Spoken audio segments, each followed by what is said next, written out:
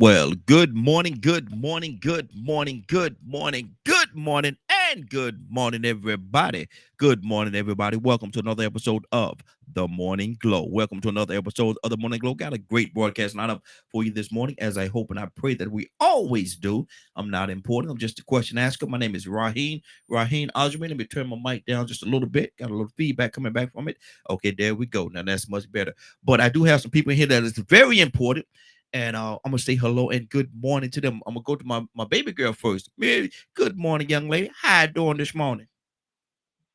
Good morning. I'm well. How are you? I am doing well. I'm gonna tell you something. I'm high and a happy elephant, a lady, and porcupine proud to be here this morning. Yes, and I is. And let me go to Ibrahim. Ibrahim, good morning, sir. How you doing this morning? Bonjour, monsieur. Comment allez-vous? Volazone. Volazone. How about that? You ain't know I knew that, did you? Well, Yeah, listen. yeah. Good morning. Good morning. How do you do? Hey, I do very well, sir. I do very well. Yes, indeed. Yes. Look, yes, Lord. Yes, Lord. I'm gonna ask a question this morning. And I really want to hear y'all heart on this thing, man. We go through this thing called life. We go through this thing called life, and we want certain things. Everybody wants certain things. And we obtain certain things that we want, be it big things, small things, material things, or whatever it is.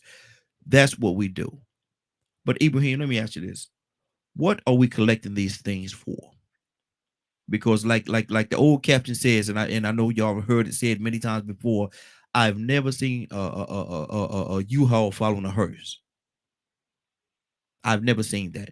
I've never seen nobody on their way to go to the final resting place here on this thing called Earth, and they had a U-Haul following behind the hearse and bringing their material things. So I'm asking this question, Ibrahim, search your heart of hearts, and not you specifically, but as a whole. What are we collecting things for?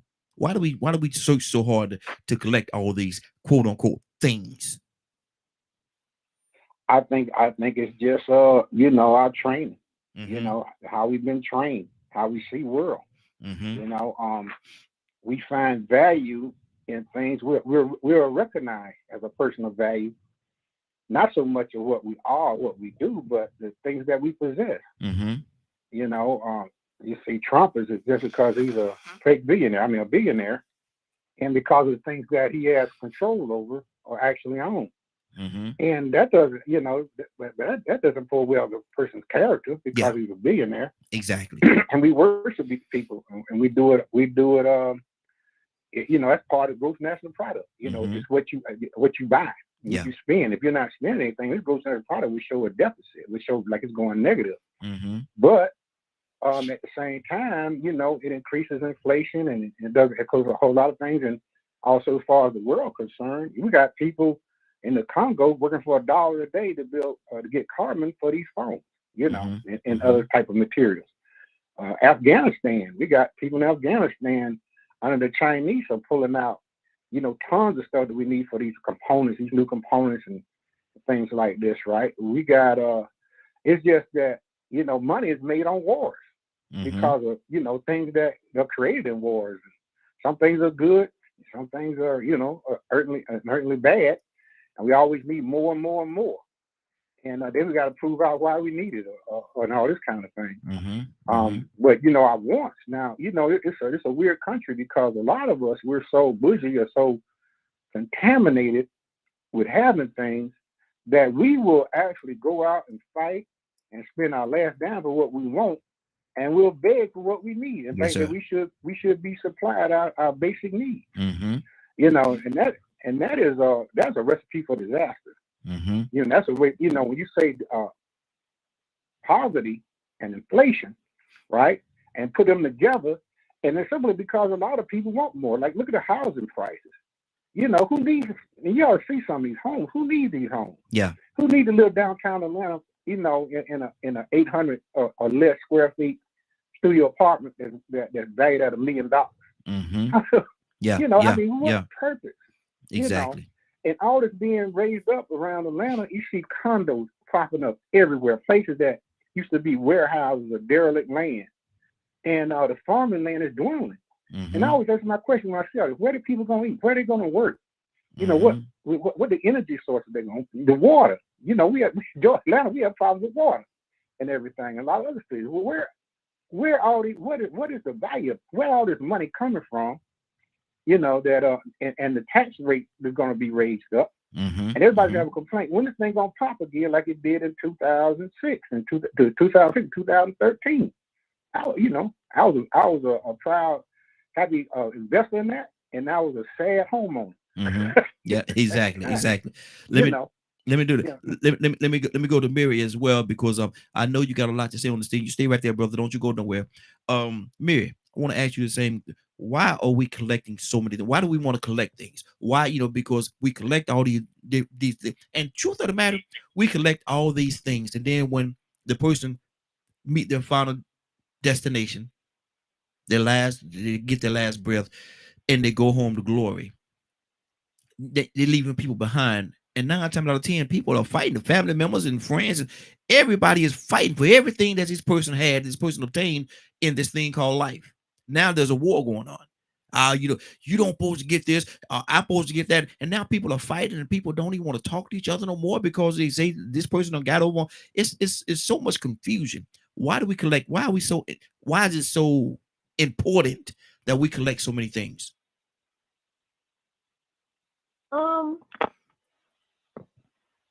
I think some people are just material people, and then other people are. I think you do need some things. But as far as when you say collecting, do you mean expensive things or just things? People, and it is a lot of times they are expensive things, yes. But they just want things. They just want to collect all these things, these material things. They just want to have them, and they can't, you know, when you get your last breath, when it's time to lay down, you can't take any of this stuff with you, and it's going to cause havoc and chaos amongst the people that's still here. But why do you think people collect so much, or feel as though they have to?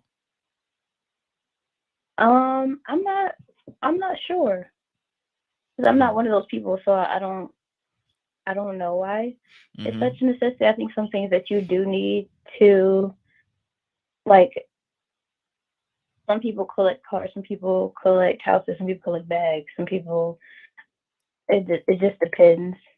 Some people collect people, so like, wow. I don't know. Wow. I don't know. And see, but I'm sure you do know that there are people that's out there that's really, their whole thing is just to collect. They want as much as they want as much as they can get, and they're gonna go out there and they're gonna work themselves to death half the time, and just trying to obtain these things. Why?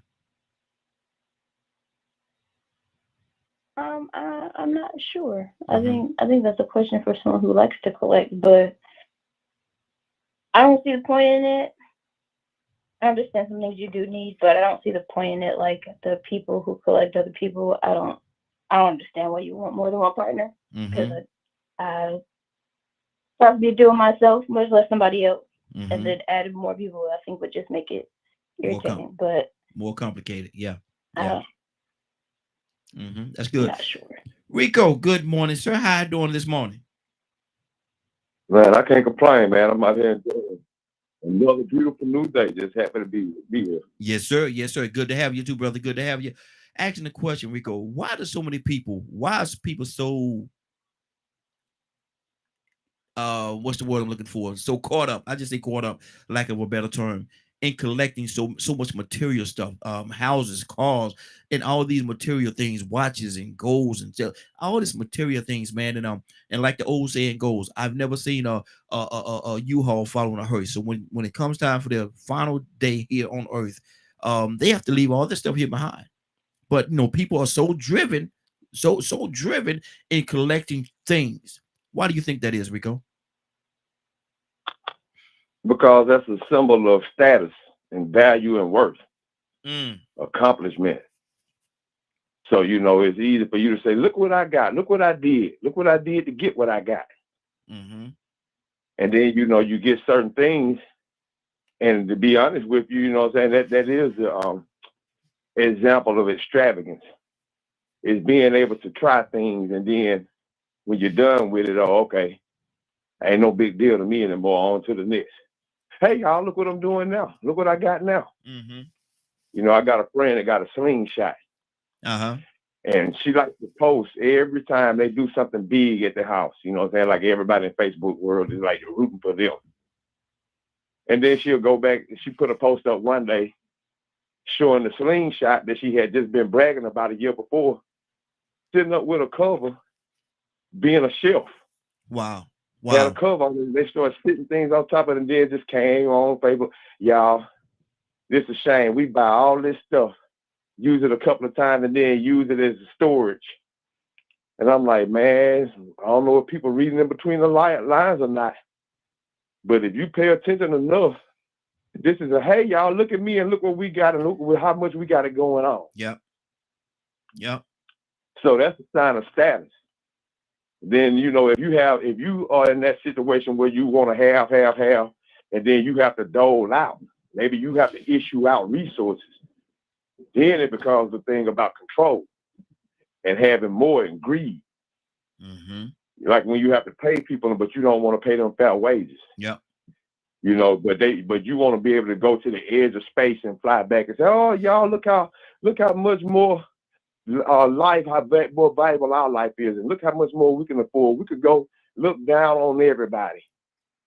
And you got to pay $1 million to do it. And depending on who you are, we might let you go for free, depending on your status. Yep. Look at me. So, you look at hoarders. Hoarders are the extreme version of it. Mm-hmm. Every time I saw a hoarder show, it was a hoarder show on one time. I was looking at it, I said, man, that house looked familiar. And it was a house that was around the corner from my aunt down in Jacksonville, Florida. Uh-huh. So I was like, man, I said, I remember that house. Quite a few A&E shows I've seen where, that I could see where it was in that neighborhood, Nice area, very nice area. Hoarder. Mm. And she had some of the most nice things she had never even opened up in boxes. Yep. She just needed more. She got addicted to it. So, you have this thing that we are naturally, scientifically through, this is what capitalism, this is the science behind capitalism. They know human beings want more anyway, information. It's just going to be natural for us to like and want to indulge in things that makes us feel good. Yeah. Even if it's eating, having sex, whatever it is, we're going to want more of it. They studied enough rats and monkeys and everything and other people to know that's what we want. Mm-hmm. So they market more and more things to us to make us feel like, hey, you need this in your life to make you feel good. You need that in your life to make you feel good. And people see it on these home shopping networks and they say, well, you know what? That would make my life easier. So now here it is, that addiction to convenience, wanting life to be easy, smooth, and happy and fun. Mm-hmm. And you got to pay for all that. So before you know it, you just consume with buying more and more things and not realizing sometimes you might already have it in your closet. Exactly. I see women right now selling clothes that they never worn. Mm-hmm. Exactly. Let me go to Ibrahim. Ibrahim, what's on your heart, brother?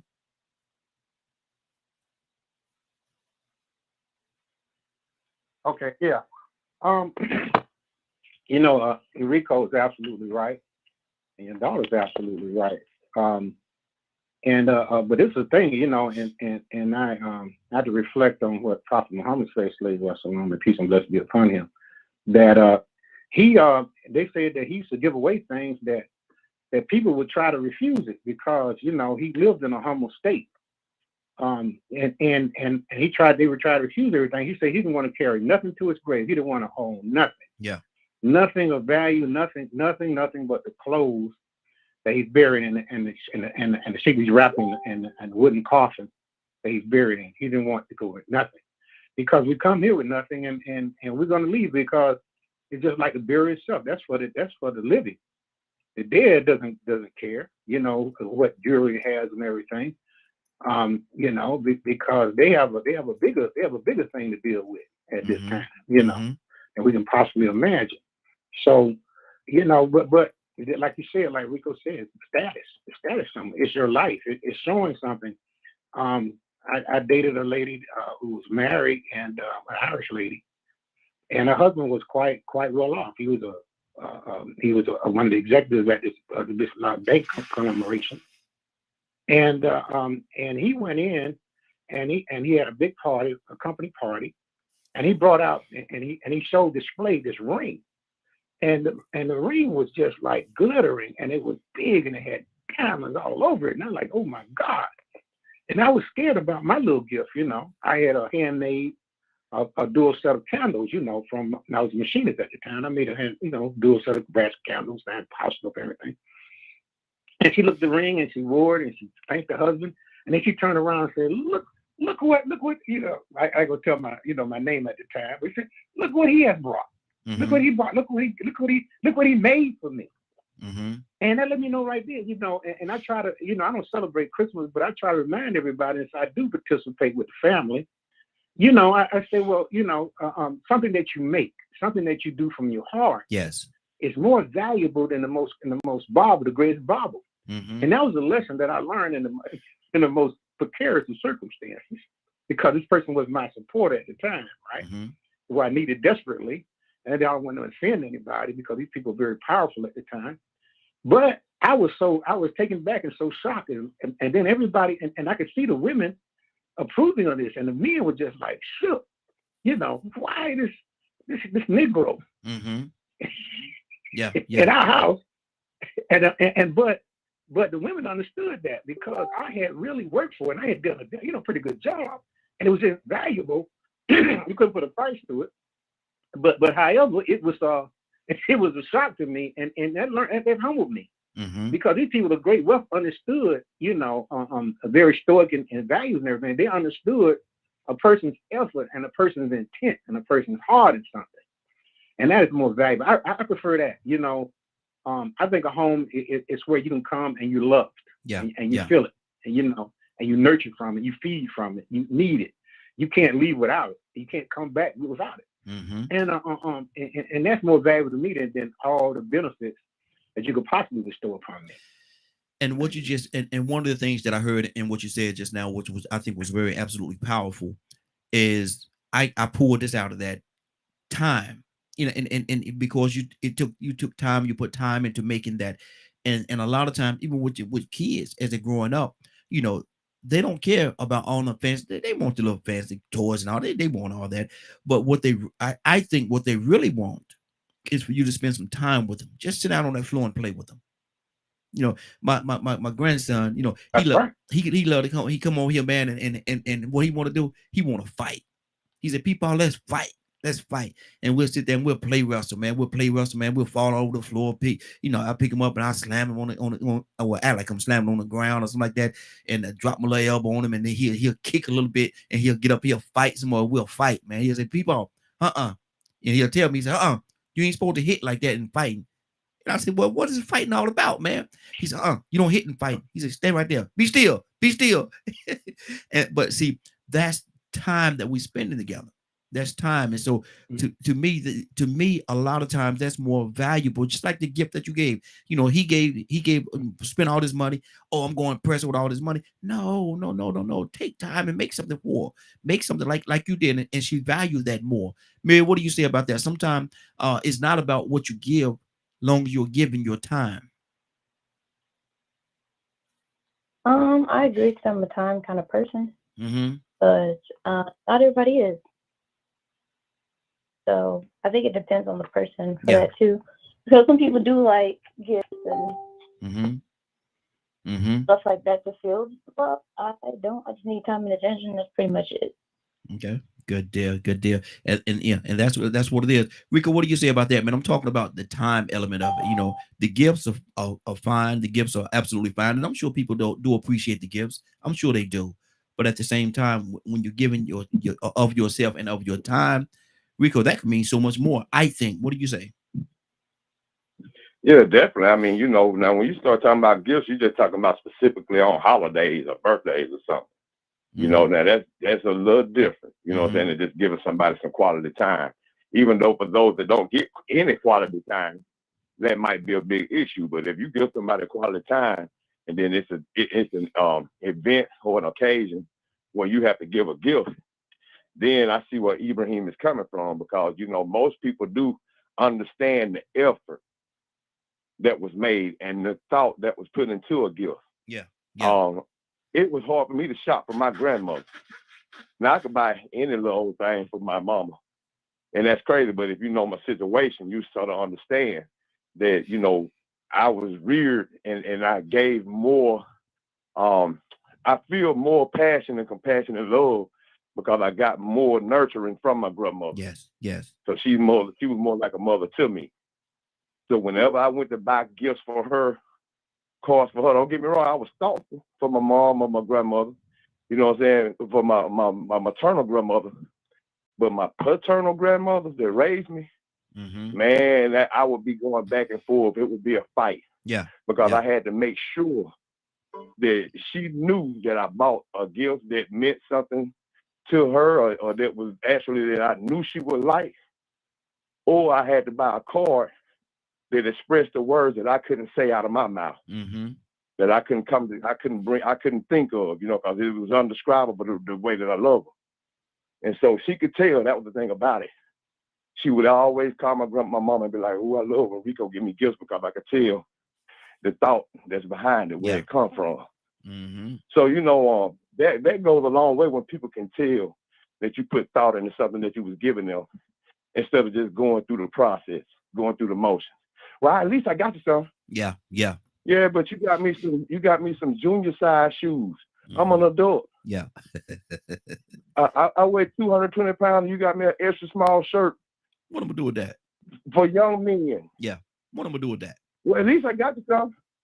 I think I can find a receipt somewhere, man. You know what? They ain't think nothing about this gift. Mm-hmm. Maybe they got you a fruit cake for Christmas. Mm-hmm. Exactly. You Exactly. know, I mean, so yeah, it means a lot, man. The time that you put in. I mean, it might take a little longer for you to buy certain people gifts. It might take you a little longer to make a gift. So I mean, when I hear what Ibrahim did, man, it automatically clicks to me that from the men and women point of view, they automatically, how they say a picture is worth 1,000 words, and 1,000 words come to you at the same time. Those are those 1,000 words. When they saw that picture and knew the information behind it, that he created this with his own time and Mm-hmm. effort. Man, he created this himself. Oh yeah, everybody knew he meant something with that. That came from the heart. That Yeah. came from a deeper place than just going along with the occasion. So yeah, it's definitely something that you have to read into when you think about the quality of time, or the time or the effort made to show Mm-hmm. somebody that you love them, or that you're giving them a gift. Exactly. Now we go. Let me ask you this: if a little child, say a little boy, if he hadn't seen let's say a little girl, because girls and dads are I know because I have 4 daughters.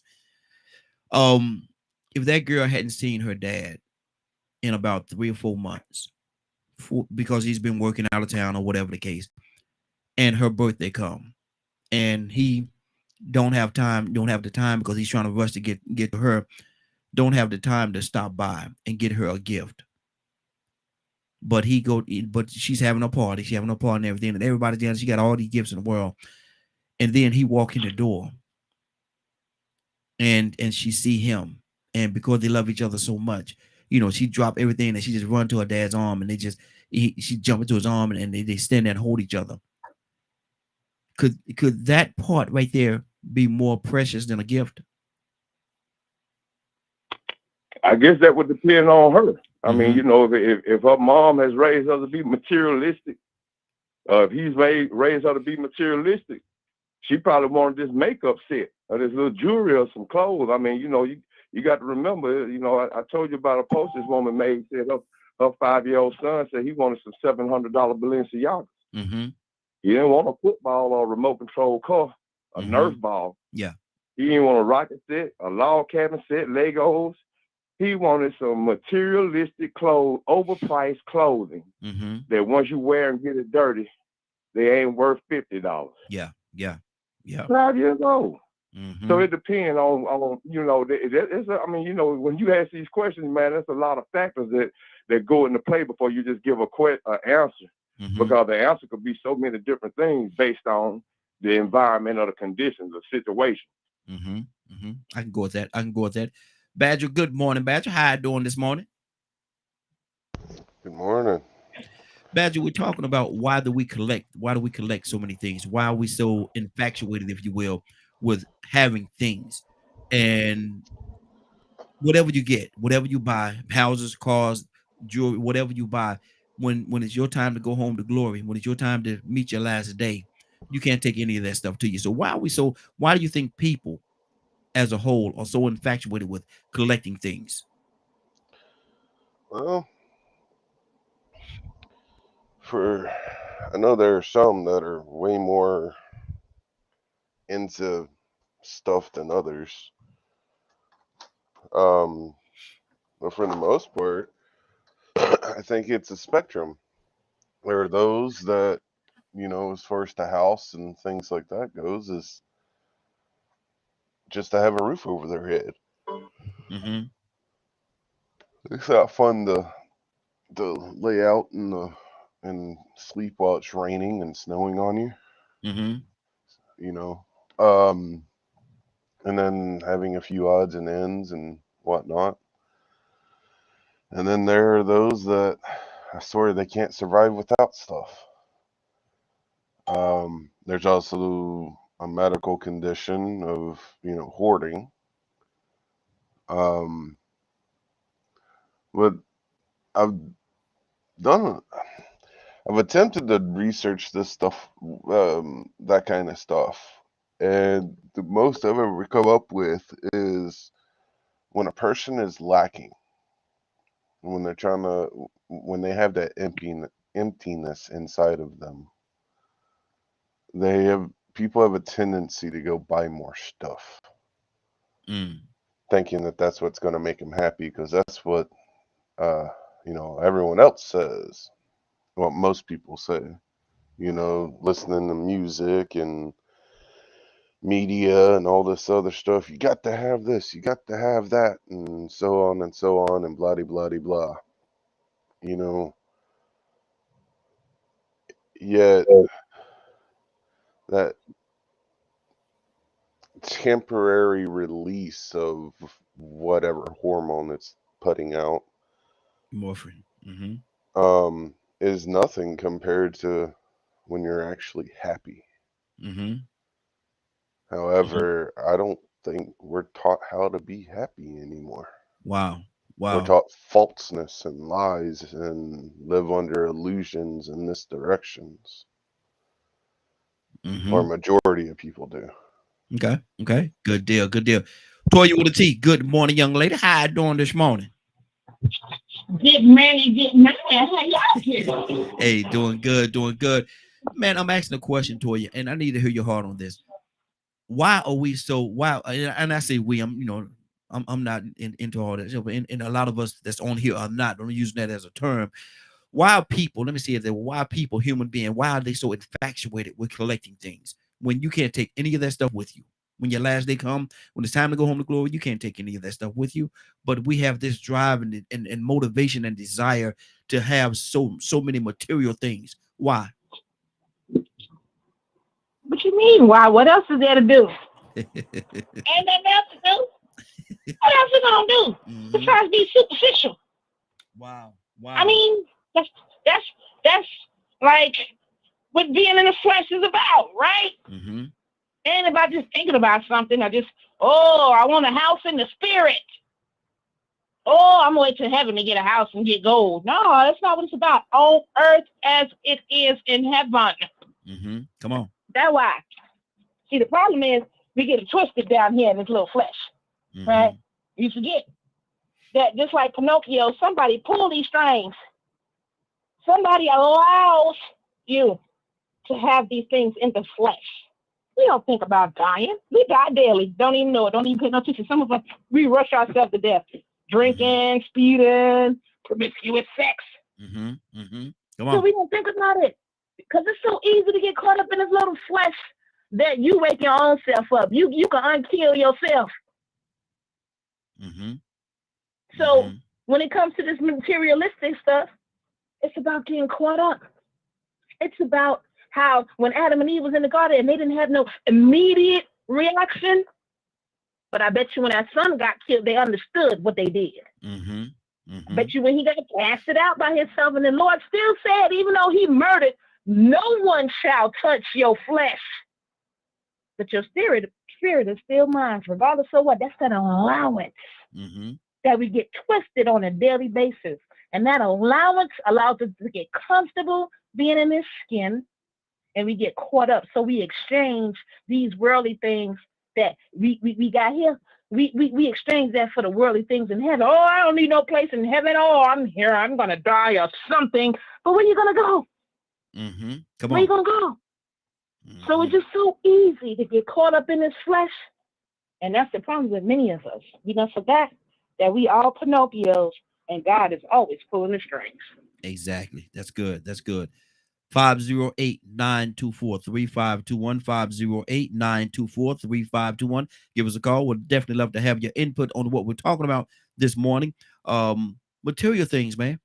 Material things. Why are we so infatuated with collecting material things? Rico, talk to me, brother. Yeah, man. I mean, to me, it all goes back to just the human condition of behavioral addiction and the desire of pleasure. You know, I think when I first started coming on this show, man, I used to talk about how man's desire for pleasure and being pleased or just being happy, joy, was a lot of the reason why other men and women suffer because of selfish pleasure. They'll if it makes them feel good, and they'll justify being okay. But then, I mean, it becomes a point to where you become like a hoarder, and it becomes extreme. You lose that balance. It takes more for you to feel good. I mean, you know, man, it's all associated with addiction and pleasure. Yeah. You know, it's like when people like to gamble, they need to gamble more because they want to win more. So they got to take more chances to win more money because the few times they won made them feel like they want to win more. Yeah. Yeah. So you know, every day it's a fight dealing with these man-made vices that we have decided made us valuable or worth something. When people say, well, okay, you know, I mean, look at it, man. This is how bad we've been manipulated to the point to where our best and biggest, brightest, best black leaders in the past, inventors, you know what I'm saying, politicians, all these people, man, they weren't rich, they weren't billionaires, but they were hungry. They had a desire to make life better. They had a real practical lifestyle, and they yearn for a real quality of life, just to be equal and have a God-given right to, you know, be safe. Yeah. But now, just because somebody has been Christian or knighted as a billionaire, because we know now that these black billionaires ain't really billionaires, they just been put on paper as billionaires. When they've been knighted, we give them the title of leader and genius.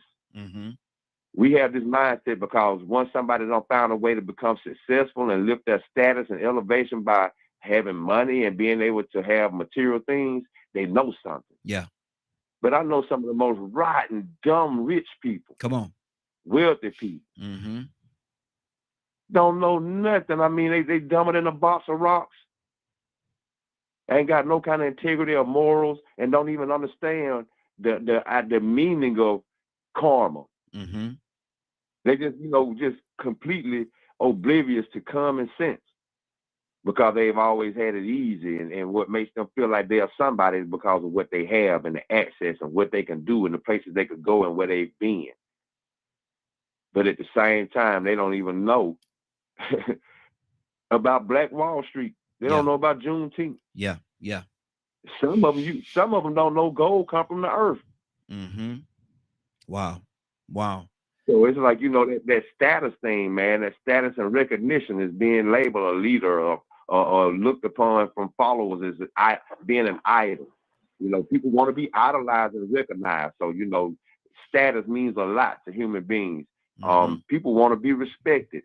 Status means a lot to human beings. Absolutely. Because for some reason, now respect is earned by the material success that you have or the material accomplishments that you've made instead of the contributions that you made to life in general, the real necessities of a life, the essentials. And some people really do like to collect essentials.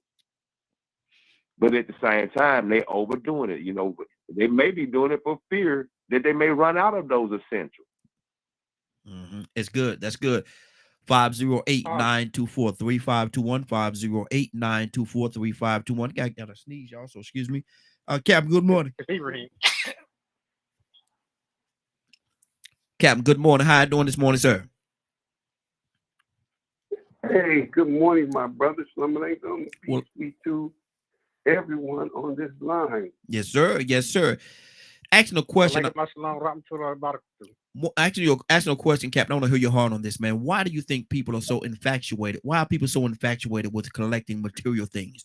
You've heard the verbiage. I've never seen a U-Haul following a hearse, but people want to collect all these things while they're here. And then a lot of times when they go home to glory, they leave their families and friends fighting at war with all the stuff that they've had in the past that they obtained. So why do you think people are so infatuated with collecting material things, Captain? Well, we're living in a time with all human beings, regardless of class, creed, color, wants to find the things in life. Mm-hmm. Mm-hmm. It is the very nature of any human being. It makes no difference whether you Muslim, Christian, or Jew. Mm-hmm. We all want to find the things in life. Yes. I don't know about a heaven in the sky. I'm sure that it may be one, but I can't definitively say it exists. I really don't. But I do know that I can achieve heaven right here on earth. I know that. And I know that I don't know if hell is in the ground with the devil and the pitchfork. I don't know. I really can't definitively say that exists. But I know you can catch hell right here on the earth. Mm-hmm. So why not want the nice things of life? And if I get the nice things of life without a balance of who I am and what I am, and I put more value on things than I do my own self-worth, but I put more value on a car, a house, than I do my children. Come on. I put more value on things that I can't take with me and don't live the principles of being a noble human being. I don't want my legacy be said that I've accumulated all this wealth that I can't take with me. Into this world I come butt naked, and out of this world I go butt naked. Yes. But the legacy of being a good human being lasts so much that they can say, man, that brother Dennis, man, that guy was he took care of the poor. He was a good dude. Mm-hmm. And I know your father, man, not because he had all the money, he had a Tusco, he had a Rolls Royce, he had a Bentley, not because of that, but he was a principled man. When we could learn that all those things ain't nothing but things. Yeah. Is It has a limit to it. But God, your dignity as a man and a woman, that means more Yeah. to Come on. me. I'm just talking. Mm-hmm. And all of your bling bling things, my dignity, Come on. Come on. treat another human being the way I want to be treated. Mm-hmm. That means more to me Yes. than all of the gold, all of the silver. Let's be human beings and treat each other with the dignity and high respect Mm-hmm. every human being deserves. Absolutely. Absolutely. Ibrahim, you wanted to say something, brother? Yeah, the word is called endorphins. Yeah. The human would do anything to create pleasure, and the greatest toxic drug, well, the greatest drug is endorphins, right? Yes. That's what our body produces. Mm-hmm. It can heal and cure pain. It can do a lot of things, and that's what we seek, right? Now that's how we're used. Everything that I heard the sister talking about sex and everything. I heard Rico spell out a bunch of things, but that's because that's our nature. That's our endorphins. So they sell sex. You know, they put the pretty girl, the handsome man up there, and muscle bound and sleek and fine or whatever. They didn't predicate the culture of what is called even what's called sexual or sexy. You know, and then like I heard a minister one time say, and an imam and even a preacher said that like cigarettes. You know, we're predisposed to get things that are bad for us and think it's good for us. It's good. It's cool. It's nice. It's sexy, right? But in reality, these things are bad for us. Toxic, cancer causing, and all this kind of thing. So so anyway, we're taught that. We're taught to be more convinced that our endorphins are needed to do this, that, and the other thing. And then we have supplement endorphins. Drugs are in supplement for endorphins. Alcohol. They give us that pleasure that our body naturally gives. So when we get addicted to that endorphins, we keep seeking that thing that gives us pleasure. Mm-hmm. That's biologically part of us. Sex is a biological part. Procreation. It doesn't say how many spouses you have or how many sexual partners you have. It's a fact of nature. It's a fact of life, right?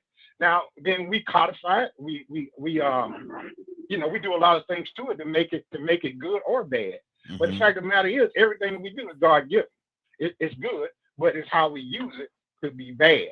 Mm-hmm. So that's all I gotta say. Endorphin. Good deal. Good deal. Let's go to Badger. Badger, what's on your heart, brother? Oh man, I'm just sitting here and I'm thinking about the whole material thing.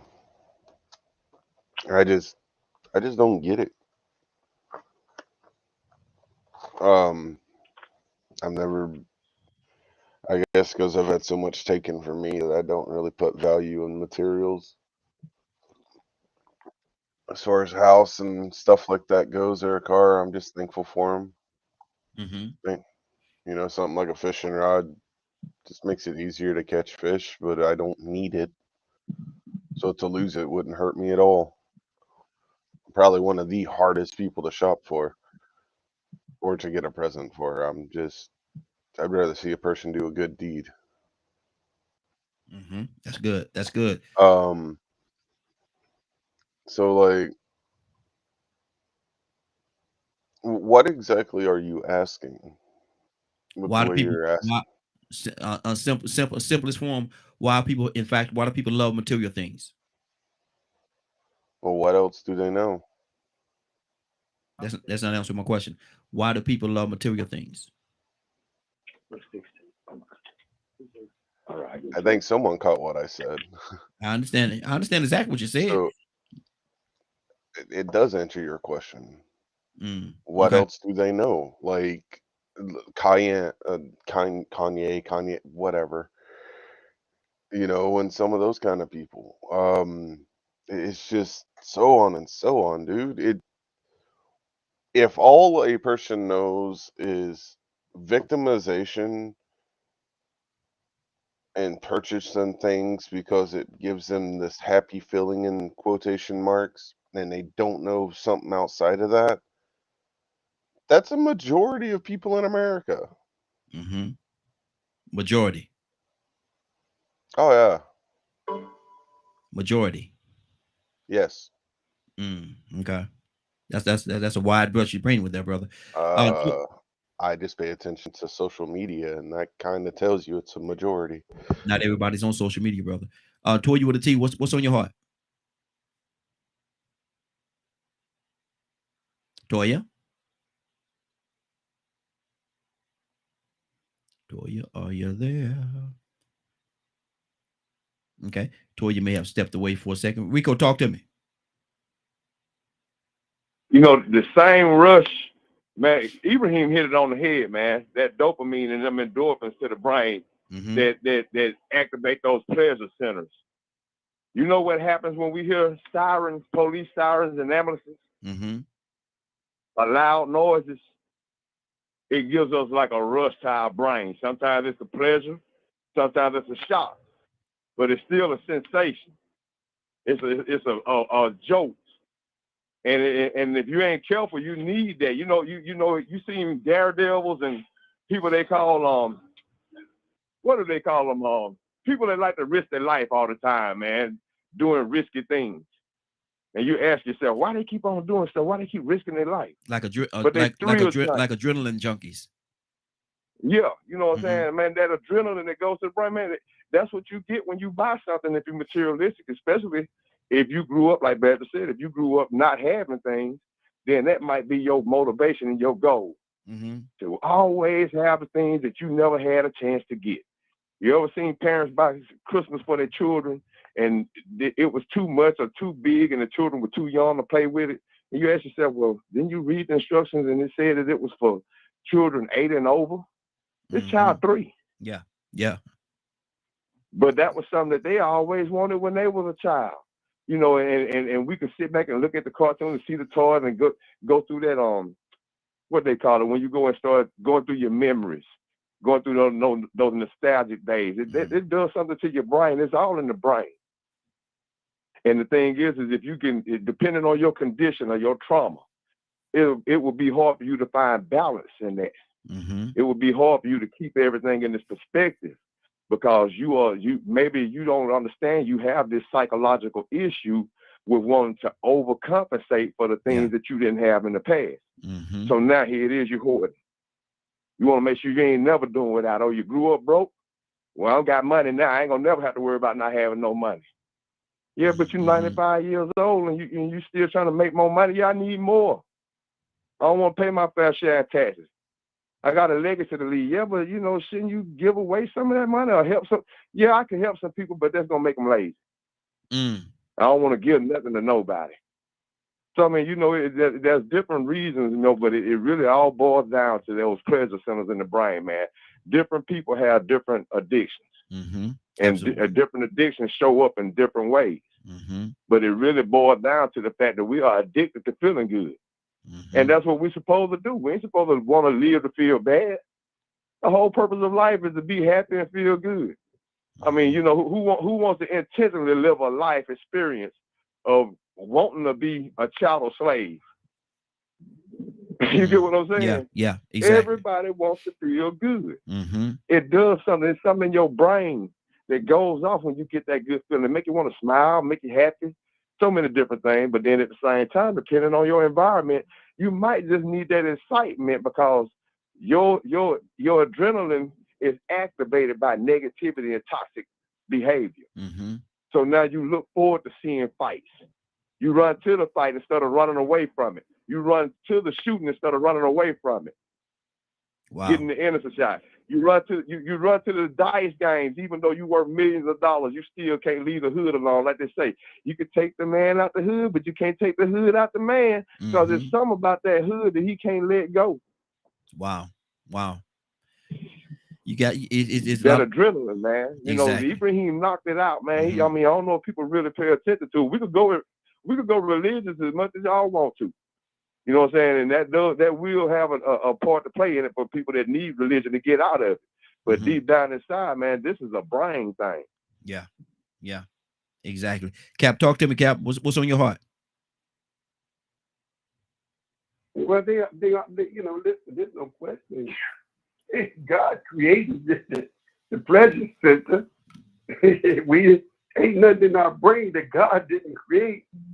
He created it for enjoyment. He created sex so you can do it. Sex become an addiction. You want that feeling. You like that rush. In law enforcement, it's called hypervigilance. Hypervigilance. Hypervigilance begins to give you that rush. Law enforcement, those in law enforcement, they like that rush. They like the chase. It gives them a high. It's called hypervigilance. It's a reality. It's attached to the pleasure center. Hey, feel good supposed to be pleasurable. You supposed to want nice things. Yes, it's addictive. There's people that just select cars. Man, how many cars can you drive? What that's it? They love that. They get another car. They got look at the stall of cars they got. People are collectors of everything. It gives, yes, my brothers, you are on it. It appeals to the pleasure center. That's the nature of God. But when you start worshiping those things, yes, sir, now you get in trouble. Now you get a little trouble. There's nothing wrong with having them, but when you start worshiping them, there you go. I think it's okay for us all to want to find the things. And I believe, man, you hear people say, well, man, money is the root of all evil. All right, okay, we can say that. But I know a lot of poor people that wouldn't mind that evil ain't got no money. So we have to begin to start being a family. Right. I really try. The root. I try to always be talking. Let's get a little ahead in our conversation and thinking. Not talking about on here, but I try. This is me to look at the root of how God created man. So when I talked about heaven, you can achieve heaven right here on earth. But we got a song that the minister did called "The White Man's Heaven is the Black Man's Hell." So all heaven is not good for some people. Come on. But I do believe that we all deserve to be happy. I really, really do. I do believe that, we all deserve to have pleasure, but at what expense? Where we worship it, where we would kill each other for it. I would kill you for some Gazelle glasses. I would shoot you down for some Nike shoes, or break in your home to steal your watch or your Rolex at that expense. No. But I think we all want nice things, and it does give you pleasure when you have them. Exactly. Toya, you want to tell you back with us, sis? Toya, are you back? Ibrahim, talk to me, sir. Yeah, okay. Well, I thank Rico for bringing that extra in. The hormone that we seek pleasure from. Hey, Ibrahim, talking to your phone. You're a little bit low, brother. Talking to your phone. Okay. Yeah, I thank Rico for reminding me that the one I was seeking for is dopamine. Endorphins bring out sexual appetite, right? I don't know if anybody, about farm animals, the way you get a cow to produce milk, that you spray this male hormone in there, right? And that caused the cow to produce milk because the cow would be contented and produce milk, right?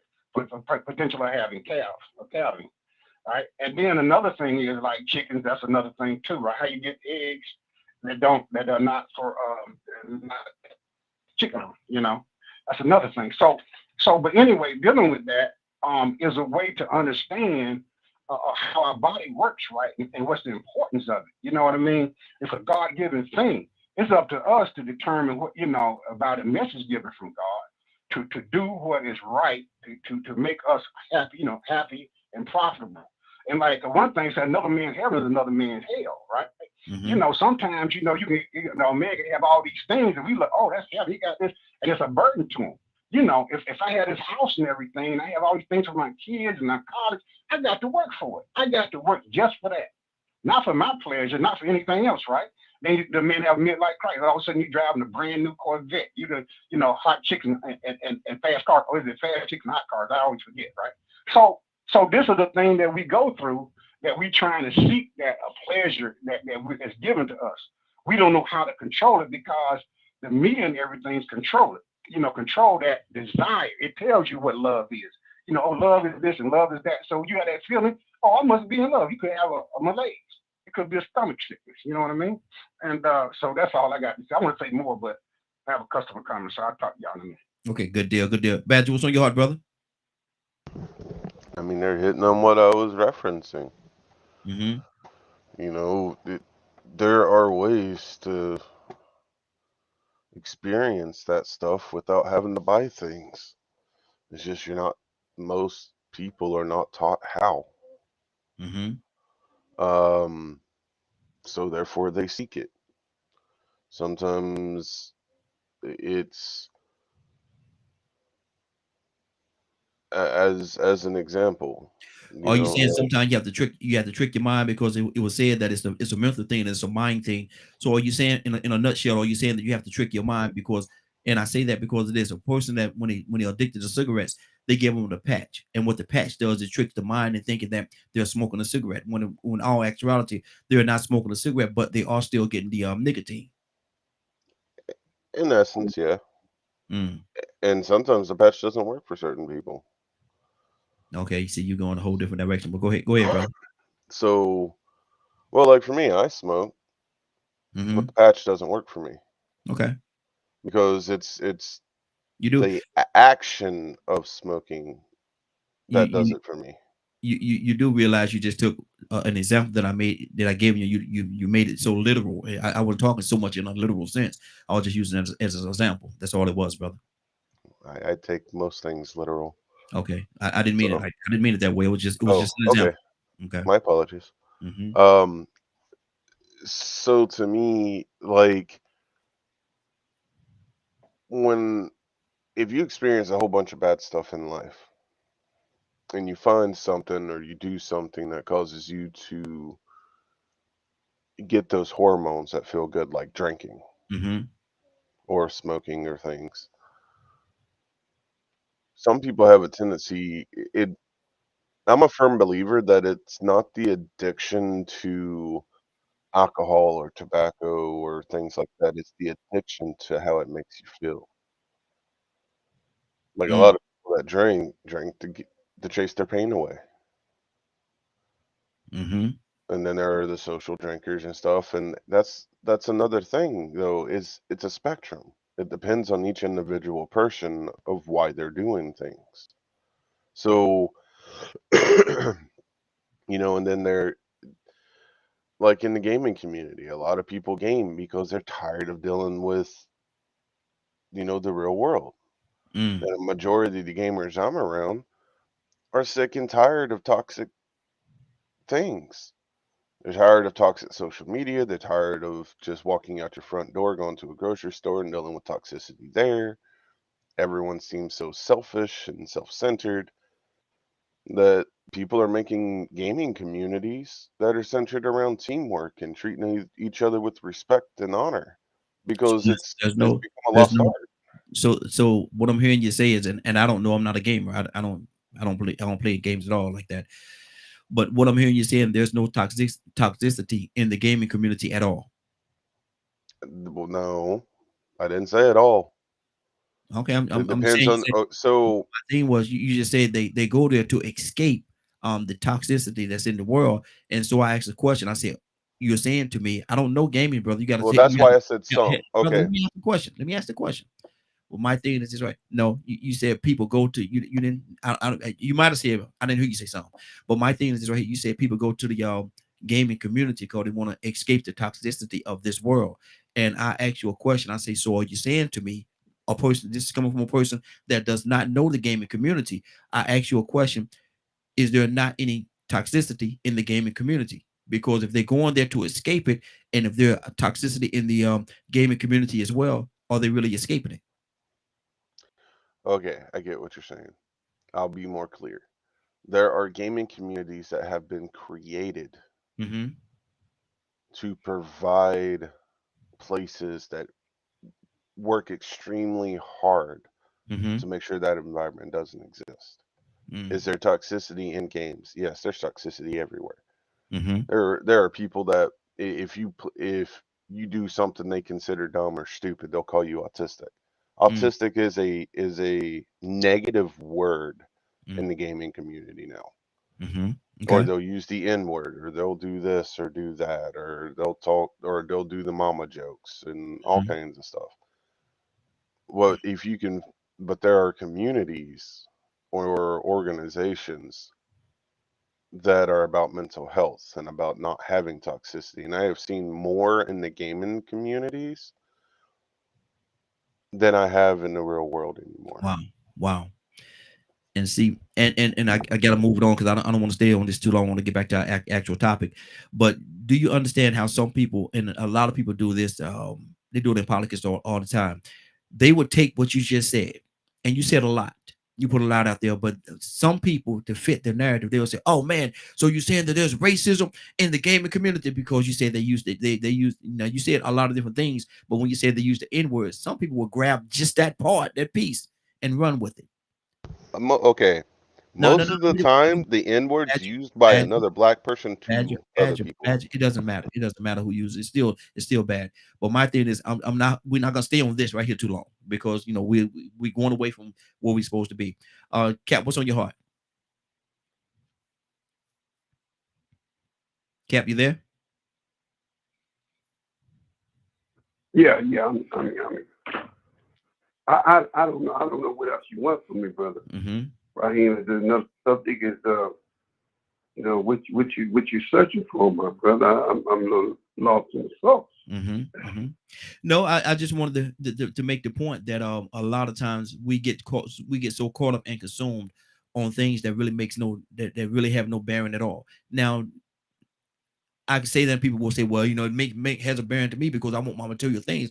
All that's beautiful, but at the end of the day, what does it really matter? If we're not treating each other right, the way to treat each other the way we want to be treated, if we hadn't got to a place where we could treat each other with love, honor, and respect and dignity, what difference does all these houses and like you said, having 15 or 20 cars? You only could drive one. You only could drive one car at a time. Why do you need 10 or 12 cars? And so we get so caught up on material things. That's my whole point of this. Well, you know, my brilliant brothers, Ibrahim and Rico, they very very intelligent men Mm-hmm. who dig into bringing certain knowledgeable facts about why we have that. These are the pledges centers. I think they do a very great job. And really, Ibrahim, basically, he's a very scholarly brother that goes into a lot of history that we don't know. Rico, I admire his growth and development because he comes from a different perspective. I can only add to what these brothers say. Mm-hmm. I don't have no problem giving them props because I think they're brilliant men. I don't dismiss the knowledge that they offer. I think sometimes, Brother Raheem, when they make these points, you know, let's talk about the points they make. Mm-hmm. Let's not move on and dismiss their point. Let's drive their point. I think that's what we need to do when somebody bring out certain important facts. Mm-hmm. They give their opinion, but hey, let's be there. He said something about the dolphin and the Pleasant Center. I like that. Mm-hmm. We have to learn, man, to recognize the brilliance. Don't be afraid to give credit when credit is due. Mm-hmm. I really think that's very important. You know, Badger, he makes a lot of valid points, man. Mm-hmm. And sometimes he takes a while to get to his point, but we can't dismiss. We can't dismiss what he's saying. Mm-hmm. It's, you know, he may, again, process it a little different, but I listen, I okay, I feel what he's saying.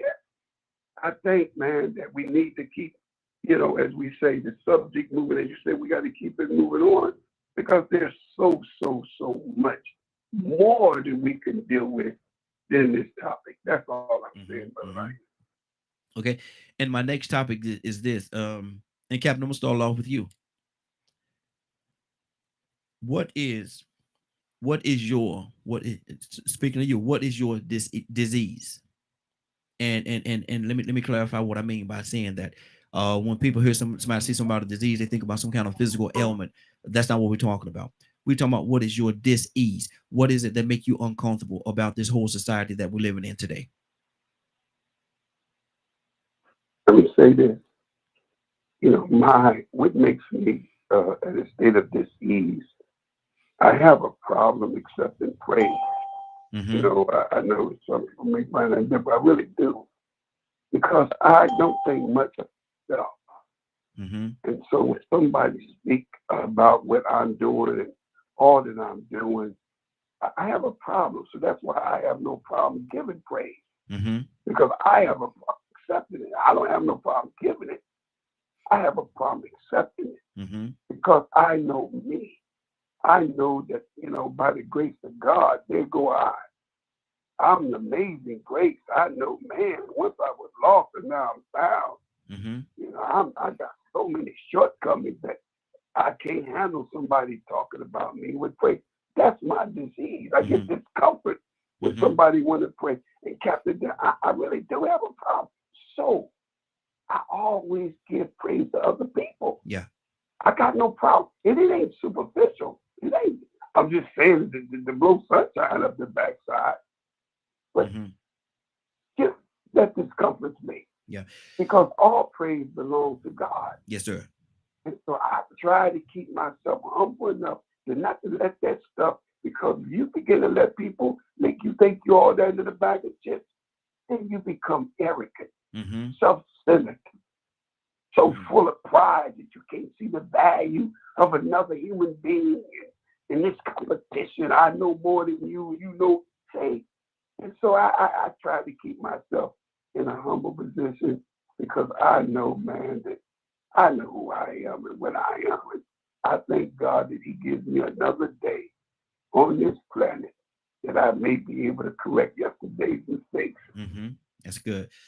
Now, when you say you don't like to receive, you're not receiving the compliments, but you're very good at complimenting other people. Is that is that, or can that be a way of deflecting so people not coming to you and making you, putting you in that place of dis-ease where they're talking good about you, so you deflect it? Is that a way of doing that?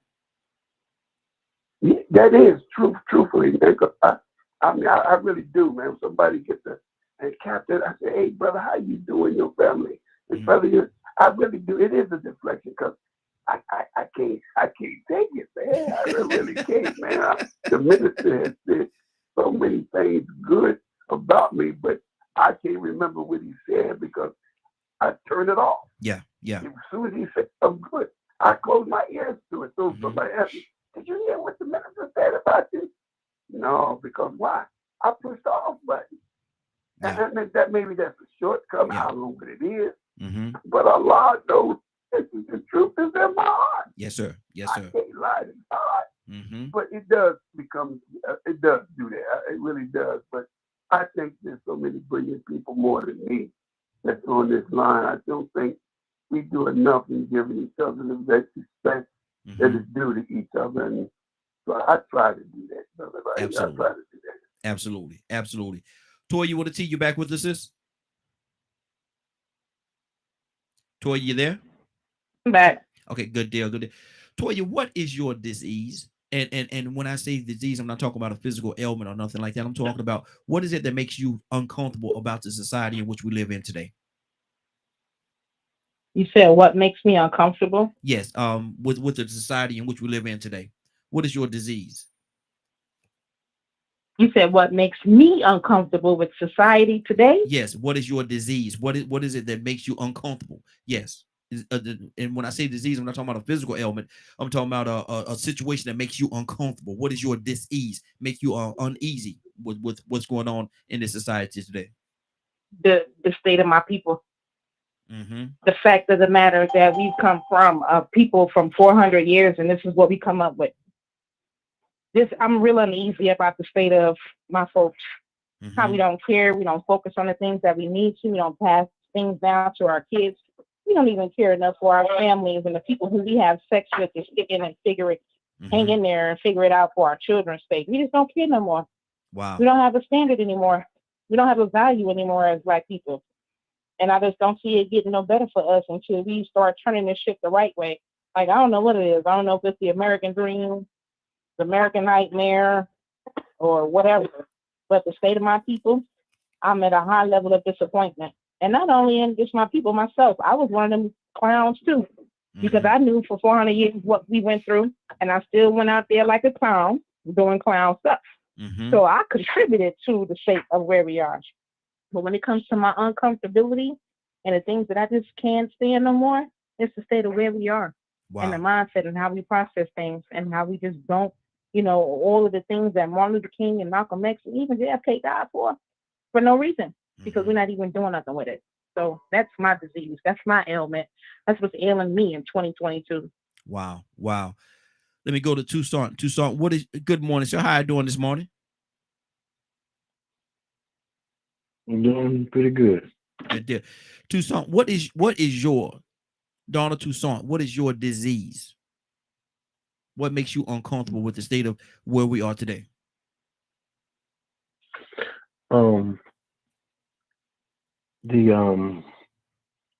The will to be senseless. Mm. Just stuff that don't make no sense. And we believe it. That's sickening.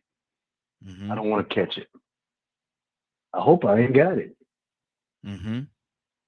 Wow. We would rather believe somebody that we know it don't make no sense. That's just downright wrong. It's not helpful to nobody.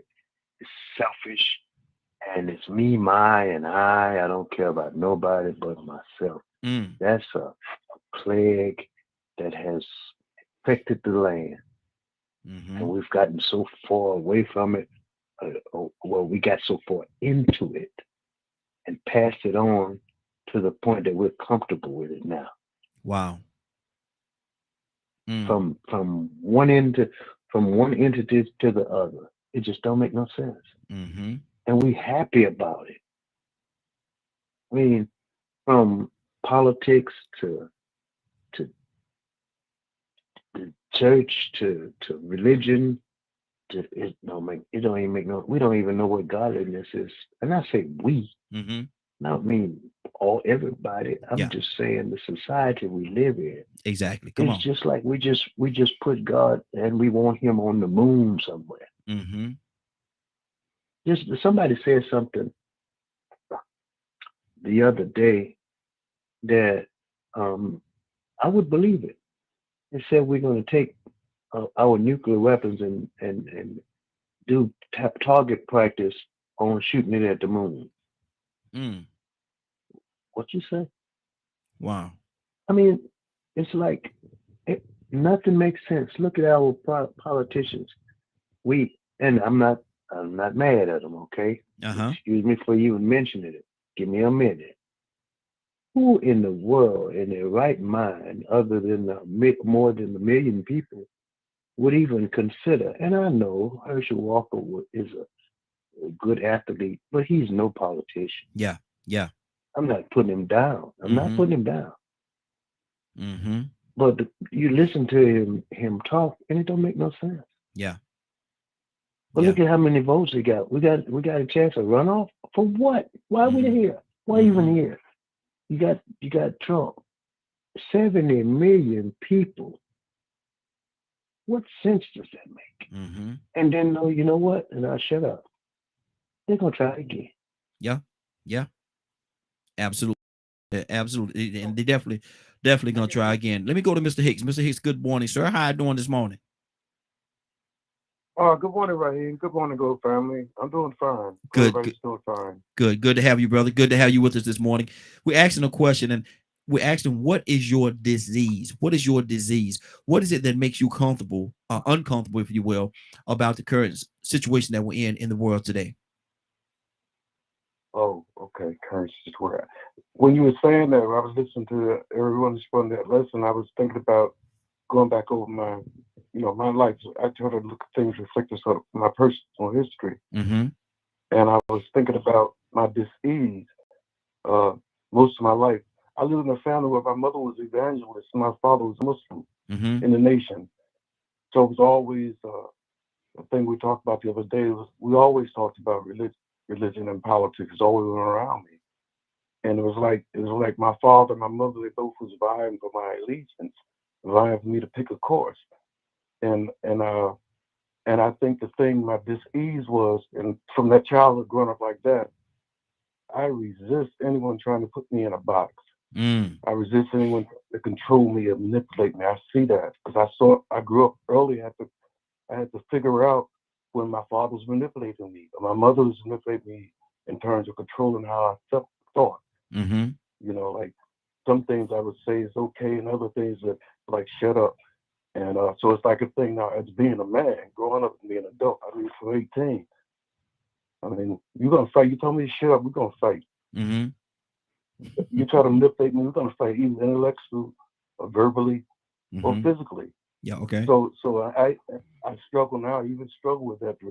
That's still a struggle. I'm asking Creator to help me with that whole thing of feeling of being controlled. Mm-hmm. Mm-hmm. Okay. That's good. That's good. And I think that's pretty much the environment of the world now. Mm-hmm. People expect you to be monolithic, to think a certain way, to say certain things. People outside you when you tell you when you should say or what you should say. That's the whole Kanye and the whole thing that's going on recently. So that's my disease. And I pray, boy, because it's rough too when you're trying to hold yourself together. Paul said the thing about when the old man, when you were born again and remade, a new creation, you have to keep yourself from going and digging up that old man. Yes. Strapped on your back. Exactly. So, exactly. That's good. That's good. Cassandra, good morning. How you doing this morning? Cassandra, your phone is a little bit low, sister. It's a little bit low. We can barely hear you. Are you talking directly into the phone? No, I'm driving. Okay. Cassandra, I want to know, what is your disease? What is your disease? What is it that makes you uncomfortable with the current state of the world in which we're living in today? It will probably be the injustices that I see. And that's, I live my life, trying to fight for justice for everybody. For everybody. So I think that I'm most uncomfortable when I see injustice. I think that's my pressure point right there. And it's literally, I mean, I will cry about it. I will fight about it. You know what I'm saying? I'm literally wanting to fight when it comes to injustice. And I'm not talking about just, going to the legislation and the things that I normally do. I'm almost ready to put on gloves and fight. Wow. When it comes to injustice. So I think because I've seen so much injustice that it just bothers me. That's in my personal life and, around me. So I just have an issue with that. Wow.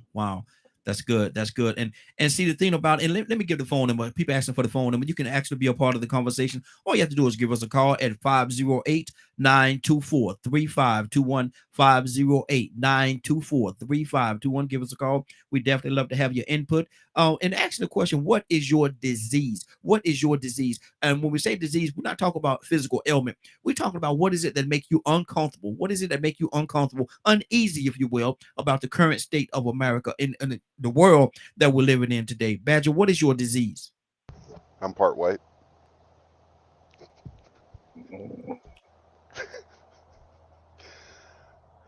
I said it to get laughter. Okay. Only one person laughed. Okay. Sorry. Oh, that's not funny. Okay, go ahead, brother. We got to keep the show moving. Come on now. Come on, Badger. Man, dude, I was sitting here and I was thinking about it, and the fact that I have to learn how to be selfish to fit in society. And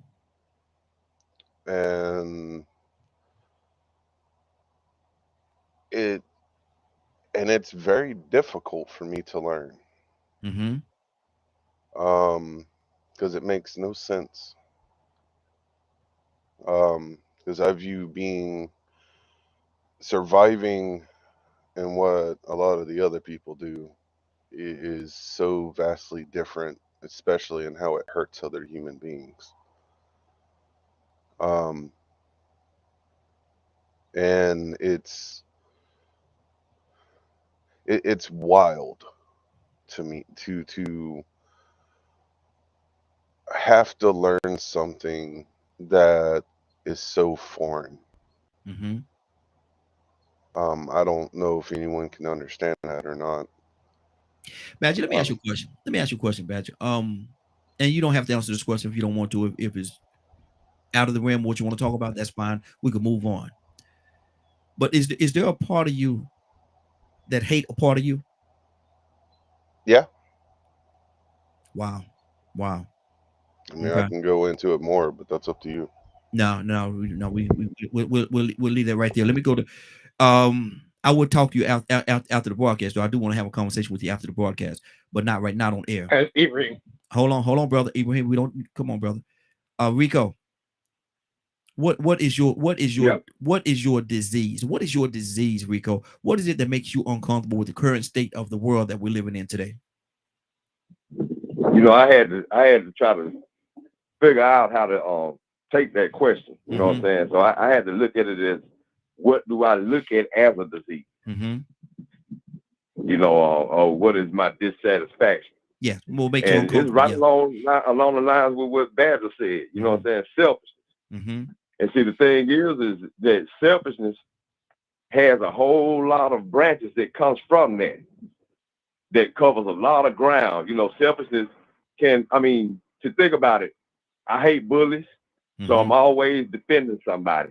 I'm getting in somebody's business when they're being taken advantage of. I hate when people take advantage of people. I hate for people to be biased or unfair, show somebody, you know, favoritism. I hate greedy people. I hate people. I hate that when people do certain things, when people disrespect other people that deserve respect. That irks me. I hate it. And so I start thinking about so many different things that when I see it, it just burns me on the inside. Yeah. And it really comes down to the fact that, you know what, you have to be a selfish person to do these things. To not care about, once again, treating these people the way you want to be treated. Wouldn't you want to be treated fair? Wouldn't you want to be wouldn't you want to be paid for the work that you did?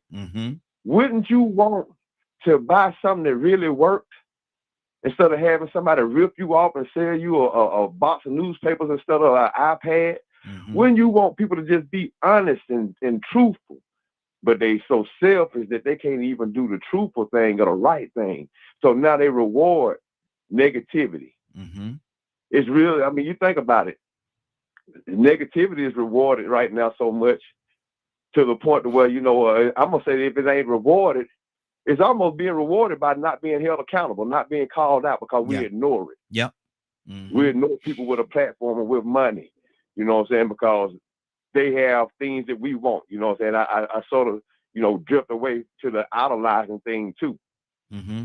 Because now we've created idols and created leaders based on the last topic, the materialism. But that materialism also will create that selfish urge for you to have more for me. And my, and our. So, you know, like Hicks was going toward Kanye a little bit, you know, I'm gonna go with Kyrie. Man, you see how they came together and what they're doing to that man?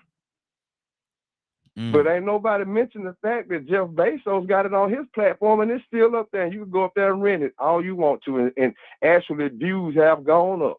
Ain't nobody killed Jeff Bezos. Ain't nobody suspended him. The Jews ain't came at him and said nothing to him yet. So that's unfair. That's sort of selfish for them to do that and not be equal across the board and say, well, hey, you know what? Let's get to the root and to the source, because if we're going to get on to him and counsel him or suspend him just for mentioning it, let's get to the man that's out here putting it on the platform for everybody to see the same thing that we calling him anti-Semitic for. That's mighty selfish and uneven. I mean, but you know, you got to have selfish reasons to pick and choose who you're going to hold accountable and who you're going to give a pass to. Favoritism. Absolutely. So Absolutely. I mean, that I think selfishness, man, at the root of it all has to come down to the fact of people being selfish and not treating people the way they want to be treated. Mm-hmm. Wow. That's good. And see, and everybody have a disease. And what y'all talking about this morning, what y'all bringing to the table, man, we need it. Like Captain said earlier, we need to really delve into a lot of these things that y'all talking about, because all of them are valuable. Lack of a better term, man, they really are. Let me go to Ibrahim. Ibrahim, what is your disease? My disease is to continue the work of our ancestors. Is to make us whole. Mm-hmm. To get a nation started. To claim this land as ours. That's my disease, my passion, passed on from generations and mother and father and all like that. That is the way to roll. Mm-hmm. For me, this is our land, and that's my passion for it. And that's why I made a statement yesterday. I said that I understand. I don't blame people for being white supremacists or all that kind of thing, right? Because that's what they're seeking. They're seeking supremacy, domination of everybody. I'm not seeking that, but I'm seeking, the ownership and resources of the land that we've been on, that's being used and exploited. Mm-hmm. I might want to exploit a different way, maybe a more convenient way. I want to make my dent upon the world. If I say some of my people believe in something, then that's part of the world's politics and government. They could change things, That's what I believe. Mm-hmm. I believe there's nothing else worthy of fighting for or working for than to seeking equality through our own strength. Mm-hmm. How you gonna give a person equality when you have the strength to not ask for it but demand it, and they can't even touch you or talk to you unless they give it. Mm-hmm. You know what I mean? Mm-hmm. Wow. For me, that is true responsibility of self. For me to determine what I need and what I want to do. Mm-hmm. That's good. Responsibility of self. This is what I believe, and that's my passion right there. And like I say, you probably seen some of my website. You go across all my websites, same thing over and over again. Find the missing women, where the missing children, blah blah blah. Nubian Nation, bring back the old Black Council in the community, work in the community, stop the violence in the community with community support, right? And everybody get pissed off at me about that. Rescue our people that don't get a chance to get rescued when all these storms come up and everything, right? Pansock and all that kind of stuff I work with. And I down any so-called black leader, when it comes to black leader, that's with old personal gain or affection. Mm-hmm. That seems to be the big thing now. They prefer to be celebrated by using words they didn't heard over and over again and want to dismiss history of the past to understand, understand what the future may bring. They have a coordinates they can move on, and want to reinvent the wheel like it never happened, like it never was. And that's my thing, my passion, bring that history up to where we need it today, and then look forward to the future. Our plans for the future, what we need to do. Mm-hmm. It's already been done. I hear people say, because it's angry when people say, well, we need a plan, we need to come together, blah blah blah. No, we need to move forward with action. We need to work. Mm-hmm. We need to do the work that's already been done for us, and then we can improve as we go. We can change as we go. We at war, we need guns. No, we need a community to support us and be able to take care of the people in the community. Good what deal. is going without support of your community? Okay, hold right there. And how you gonna feed the people? Exactly. Hold right there. Let me go to Captain. Captain, what are you gathering from what you're hearing from everybody? Well, I mean, again, everybody is making a very, very, very valid point.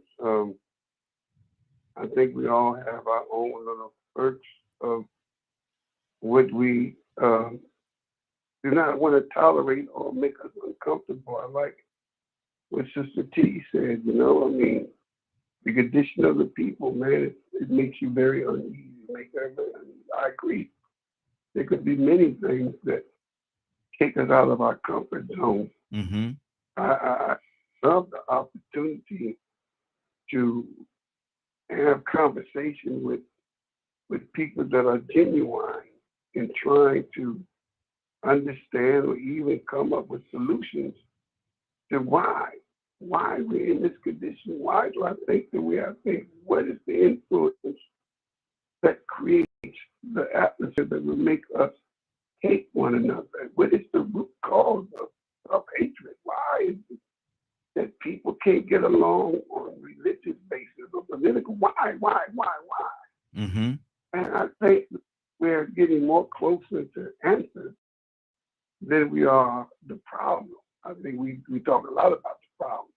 Mm-hmm. But I think, brother, we're dealing with what Brother Rico said in terms of the history. You know, no one wants to talk about history. And history is best qualified to reward all of our research. Mm-hmm. Do we have a glorious history? And why is our history, particularly African American or Black people, is a history of trauma, abuse, suffering, and shame? Mm-hmm. What was the intent of the Father God or man who had a hand in placing us like this to this degree that it looked like we can't even come out of it? But I do believe that everything has a reason. Yes. And a season. Mm-hmm. And I do look, no matter how ugly. Remember, I said this one time. I think I did. Maybe I didn't. But if we went to the hospital and we had an infection or a sore, and you look at the sore, and out of that sore you see pus and it's bleeding and pus oozing out of it, to the untrained eye. Ooh, my God, look at that sore on your hand, Lord. And then you go to the doctor, look, doc, look. And the doctor looked at the sore and he said, yes, that looks good. Whoa, doc, what you mean it looks good? I was talking about, look at it, doctor. The doctor with the eye knows that you're looking at the poison coming to the top. Mm-hmm. That's the pus, that's the poison. Yeah. And then what happens when the poison and the pus is there? It produces a scab. Mm-hmm. So now the scab protects the wound and the healing takes place. To the untrained eye, our condition looks like that sore, man. But to God, it's coming to a healing. That's powerful. So I all I got to say. And it's powerful, that brother. That's powerful. And like I said, I love the way you broke that down, man. Definitely appreciate that. Cassandra, what's on your heart? Cassandra? Yes, I'm here. Yeah. We're still at this ease, right?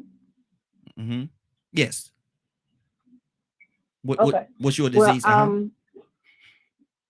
Yeah, well, I've stated what my disease is, which is injustice. I can't, I don't know why it does what it does to me, but I can't, it literally, I can't sleep sometimes when I think about the things that have been done to people and are being done to people in this country. People that have been here for years and deserve, to be treated fairly, to be treated equally, especially in our judicial system. So I just have, I can't really add much more to what I said. I have a serious issue. Can we get past it, Cassandra? Can we make it past it? Do you think in reality? I've been sounding extremely pessimistic lately, but I don't see it happening. And I'm a person that I fight for stuff because I believe that there can be some type of a change, but I don't believe that this country is ready for a real change. I think it's almost going to take a revolution for this country to actually do what it's supposed to do and be just and equal towards everybody here. I think it's going to take an entire revolution. Wow. Toya with a T, let's go a little deeper in what you said about your disease. Toya, what can we do? How can we rectify that situation? How can we make it better?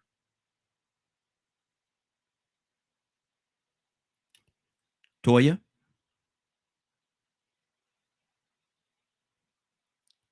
Toya may have stepped away for a second. Let me go to Tucson. Tucson, talk to me, brother.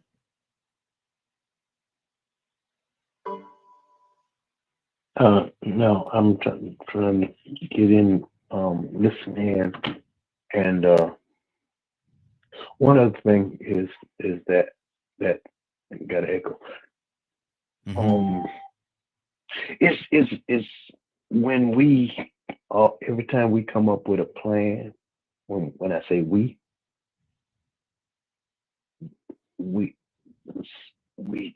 have a tendency to, if everybody don't join in the way that we think,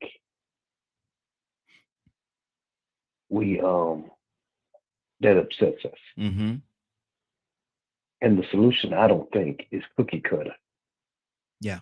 Your idea might not work for my life. Don't get all tied up. That's just the way it is. I mean, I'm just saying, if you are activist, that's good. I'm not. I might not be. I don't know. Okay, you stopped. You stopped all of them. So yeah, I stopped because I'm trying to. Y'all go ahead. I'm listening in, y'all. Okay. Badger. Okay. Badger, what's on your heart, brother? Well, I'm kind of stuck because the thing I want to say is something that I might not want to.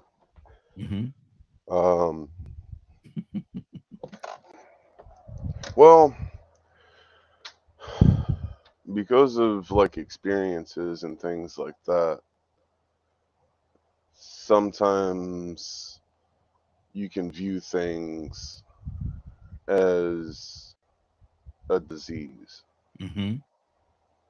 because of how someone, people treat you. Okay. Or interpret certain things. And it can take a lot to overcome that, to not view it in that way.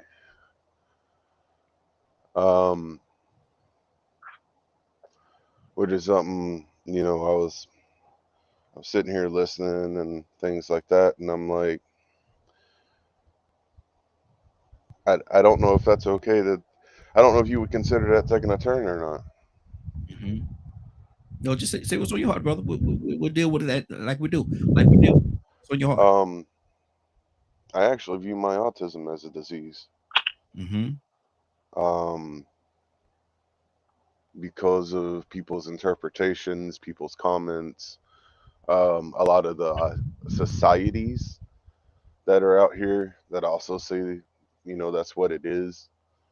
And having to constantly put on a mask, pretending to understand certain things or certain concepts when you actually don't, can make you feel really strange in this society.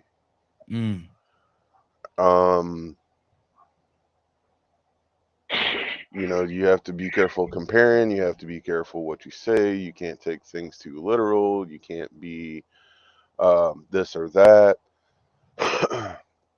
You have to say certain things, voice certain things, and it doesn't get talked about. And then whenever, if a person attempts, it's shot down.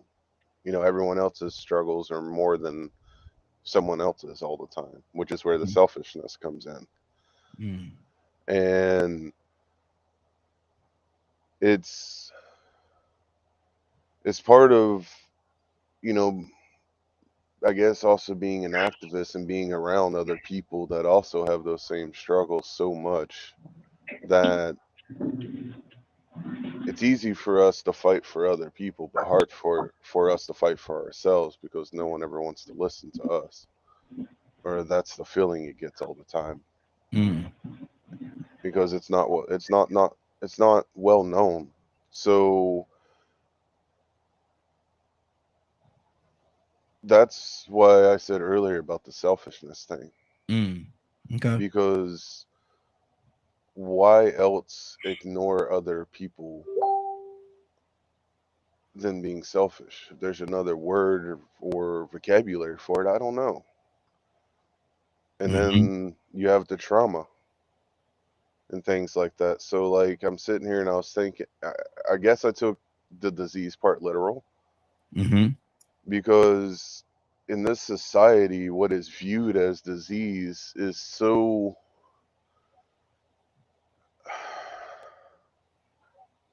one-sided, I suppose, Okay. or can be viewed like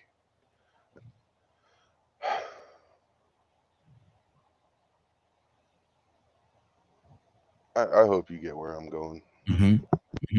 Okay. I think I know exactly what you're trying to say. I ain't gonna say exactly, but I think I know the ballpark of where you're going with it.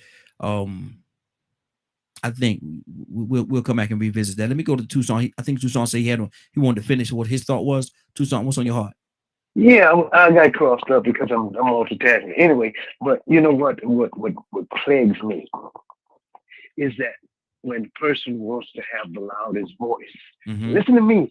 Listen, this is what I think, and this is the solution. And if you do it this way, we're gonna solve all of our problems. And I've been doing it, and that no. And I'm saying to myself, but it's not cookie cutter.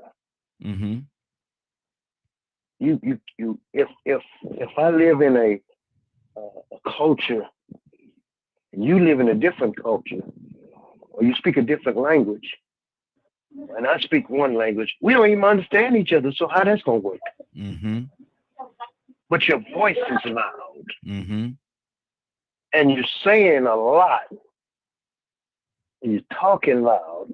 But you know what the old fella said? Talking loud ain't saying nothing.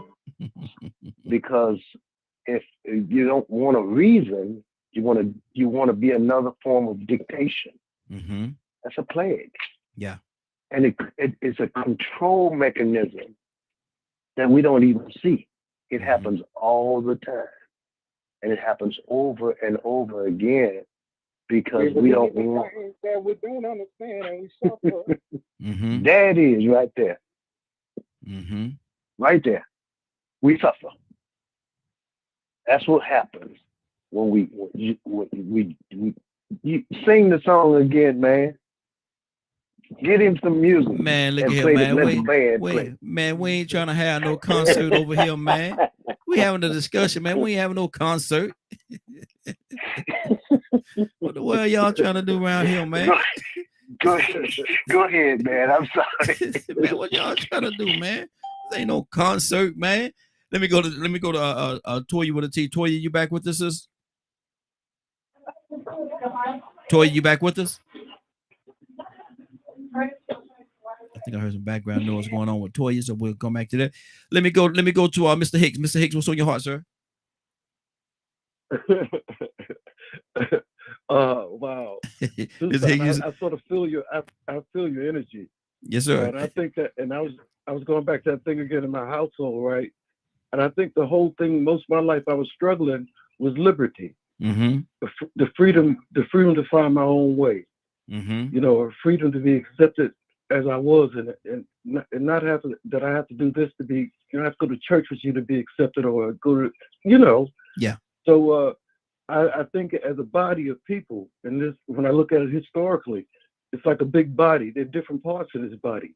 There are different internal organs, and you know, there's a head that do the head stuff, and arms that do arm stuff, and people. It's not a cookie cutter. People have to, whether they know or not, they're contributing to the advancement of, of the people in general. I mean, if you look at it honestly and with clear eyes, you got to see that in spite of all the problems we have ahead of us right now, and we come a mighty long way. Yes, sir.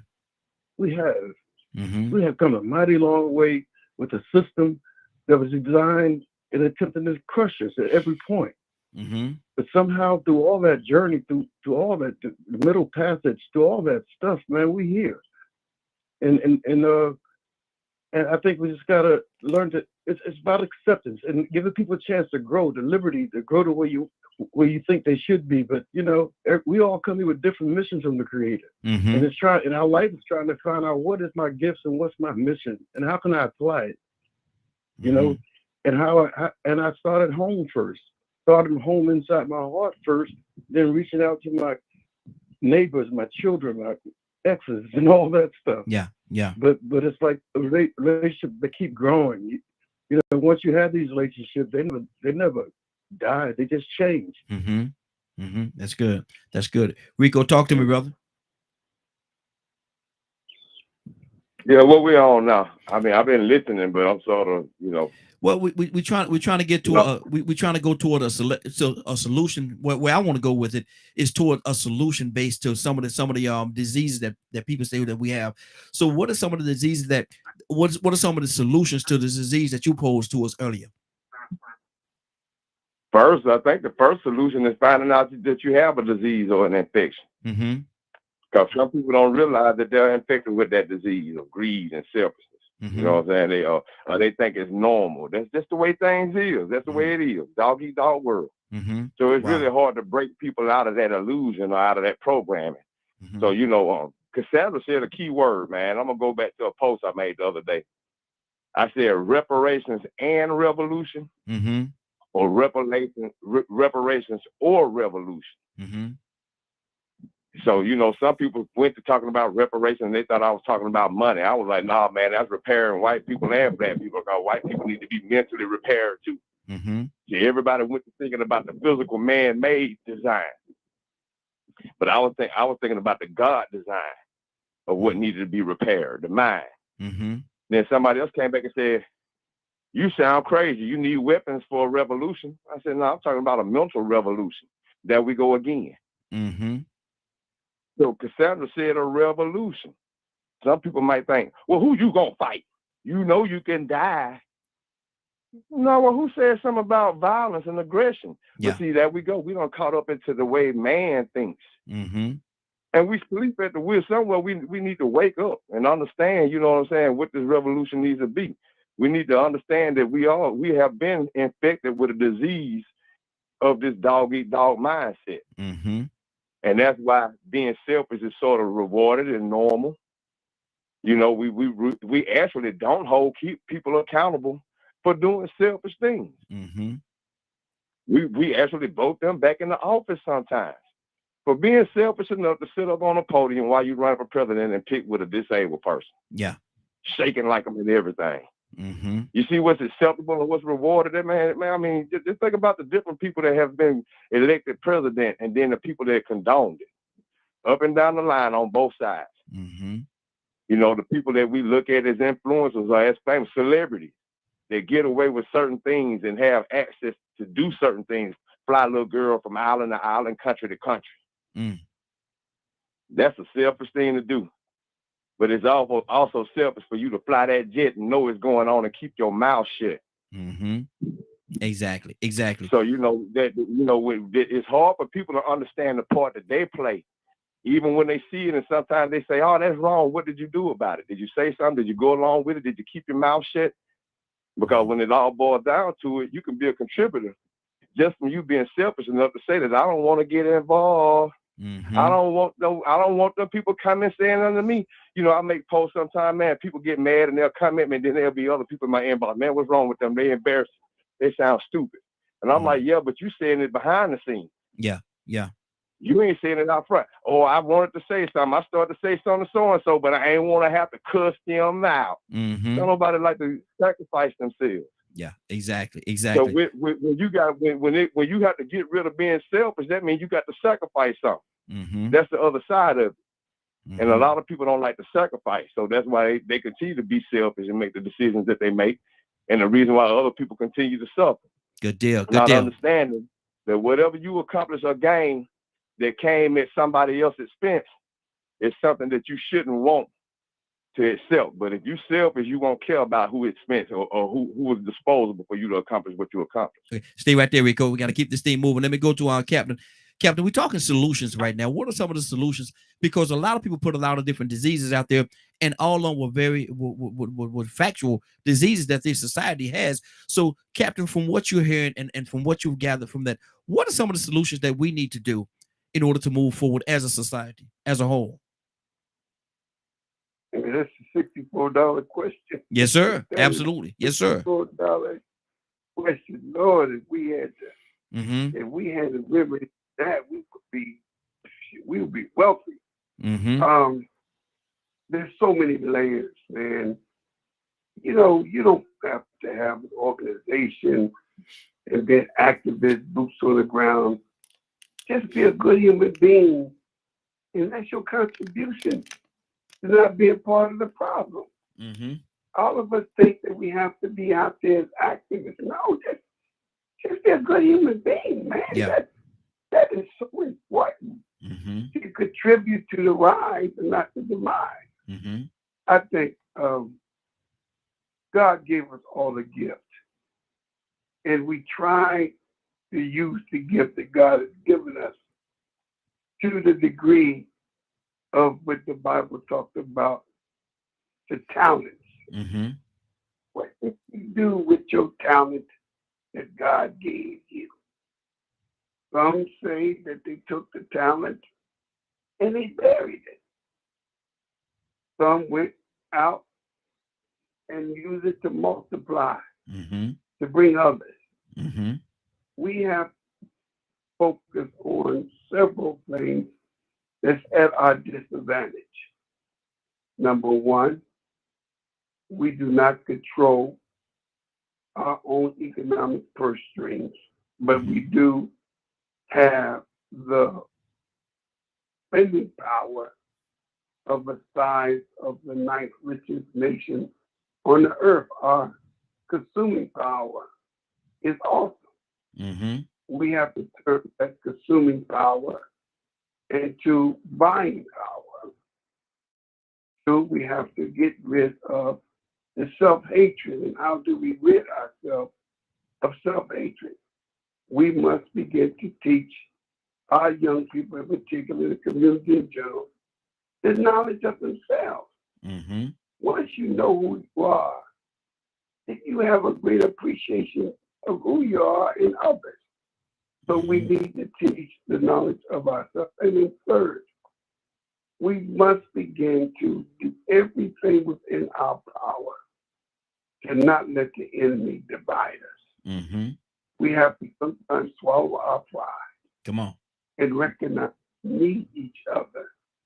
And without each other, we will never get to the mountaintop that Martin talked about.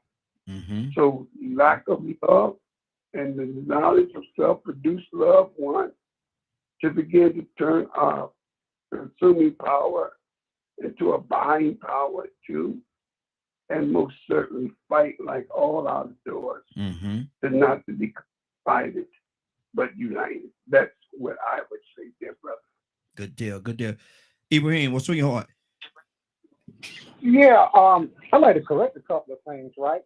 When I talk, I'm not talking to everybody, and one side doesn't fit all, right? Mm-hmm. But what I'm talking about is the workers and the laborers, right, in our community. These are the people that carry the community, right? I'm not talking about come by y'all. I'm talking about people that understand the steps, that understand the steps you take. You know, like the greatest mountain, the highest mountain in Himalayas, right, in the world. It takes a lot of planning. You know, their goal is to get to the top of the mountain. You feed that nirvana and feed their needs, right? But the goal, but that didn't copy this, the pain of the steps it takes to get there, the crucial planning, the support, the backup, the looking at powerful roots and planning ahead for different things that are coming about. And when I hear planning, a lot of times we hear planning in our community, it has none of that. There's a goal, you know, some goal is not really established. There's no point of reference to the goal. Everybody wants to choose different goals, right? But nobody wants to do the work to get there. You know what I mean? That it takes. You know, I think one time they were talking about this. The only one of the guys that went to the top of the mountain got a lot of credit for it. He was from that region, right? But on the way up, he had rescued other groups and brought them back down. And then when he wanted to cover the top every mountains in that area, Tibet, right? He was a Tibet, and he did that. But he did that. He was able to not only do that, he honored his people because the people do that all the time, helping other people get to the top of the mountain. He showed that not only he could do that, but several times he had to rescue people, other groups, from the top of the mountain. So this tells me one thing, right? That the mountain I believe that Martin Luther King was talking about was that mountain that we can get to through our efforts. And one thing, unity comes through work.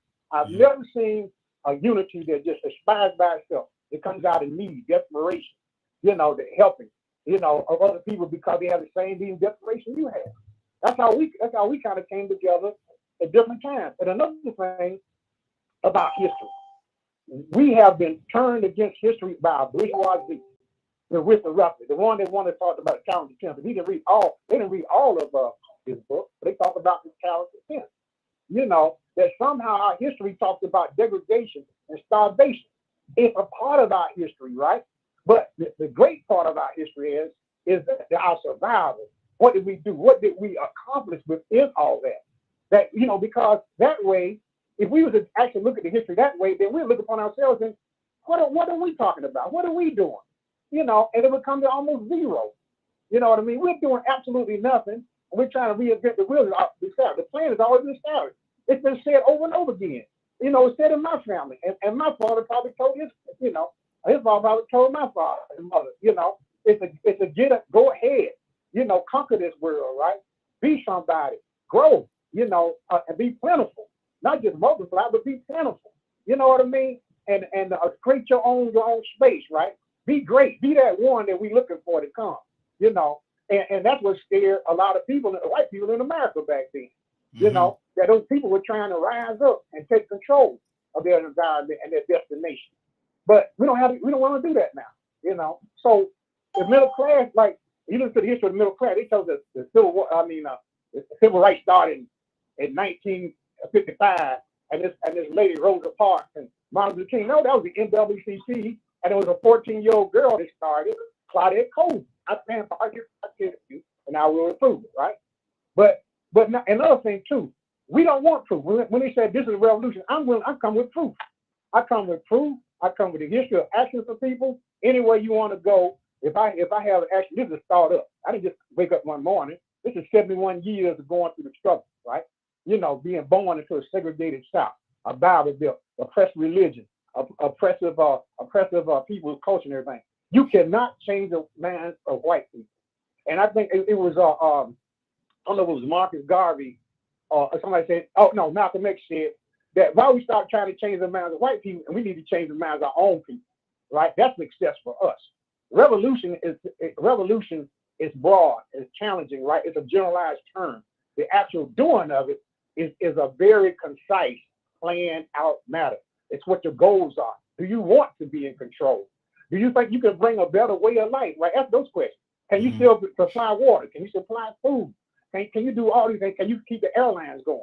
All these different things. Can you build cars? Well, we had one black man that built cars. We had one black man that owned an airline. 30 seconds. So, you know, we don't talk about history like that. Mm-hmm. You know, so those are history we need to talk about. How we survive. The Weaving Times will be coming up pretty soon. What the hell is Weaving Times mean? Hey. And then we talked about Black Sam and Eli Whitney. The cotton gin made the history that we know of slavery. That made the history in the 1830s, when blacks were already free in most of the parts of the country by Guillermo, the second president of Mexico, was black. So hold on right there, brother. Hold on. We got to keep it moving, brother. Don't go to where you stay right there where you at. We got to keep this thing moving. As a matter of fact, let me go to Cassandra, and after that, we're going to Willa. Cassandra, we're talking about solutions. We're talking about solutions right now, and what do we need to do as a solution to some of the things that we're talking about and that we're dealing with in this society? What is on your heart? I believe that it will take unity, us coming together. You know, I'm just not. But when I say revolution and change, I'm talking about the people of the United States as a whole. Those that want to see something different. Those that want to see us operate in unity and equality and justice. So I'm not talking about just black people because we live around. Most of us live in diverse neighborhoods. So I'm not trying to say I don't want to be around no white people. I don't want to be around no Mexican people. I don't want to be around no Korean. I'm not saying that. I want to see people come together, because the longer that we live in this country, we see that's why white supremacists are so upset. We see that this country is constantly changing. It is becoming more and more diverse. So to say that I just want a black space, that's not what I'm fighting for. I want to see us come together and build a nation in unity where everyone can be treated with equality and injustice. That's just me.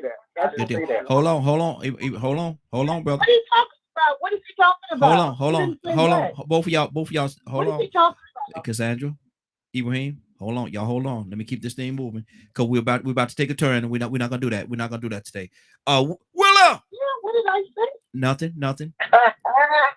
Come on, Raheem. Come on. Willa, I'm asking a question. Let's go, Raheem. I'm asking a question. Willa, what is, and listen to my question. What is your disease? What is your disease? And when I say disease, I'm not talking about physical ailment. I'm talking about what is it about this society that we live in today that makes you uncomfortable, uneasy, if you will. Oh, okay. Gotcha.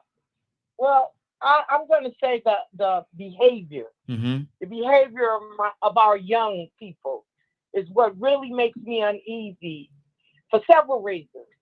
Not only because they don't have a thought process about what life means, but just how disrespectful they are to older people, to the elderly, the ones who have worked and did things for us, who set the set point for us to have a better life. They don't have no respect to, if they see an elderly standing up to give them their seat, or to, if they see an elderly carrying a lot of bags, can I help you? No more of that. That's what aches me as a disease nowadays. And it really hurts because I know that they are the future. So if this is what the future looks like, if this is what the present looks like, man, it makes you think about what the future is going to be like, wow, Raheem. And that's right there is a disease to me. Wow. Joseph, good morning, sir. How are you doing this morning? Morning, sir. Can you hear me well? Yes, sir. Sure can. And actually, asking the question, Joseph, what is your disease? What is your disease? What is it about this society we live in today that makes you uncomfortable, uneasy? What? Well, hypocrisy. All of these creeds that we have. All men are created equal, the liberty and justice for all, and all these things.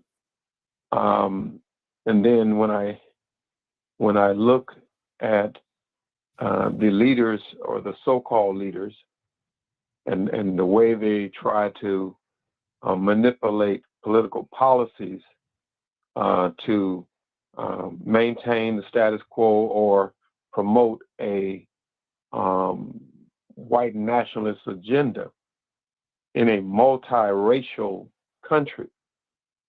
That's one of the problems that irks me.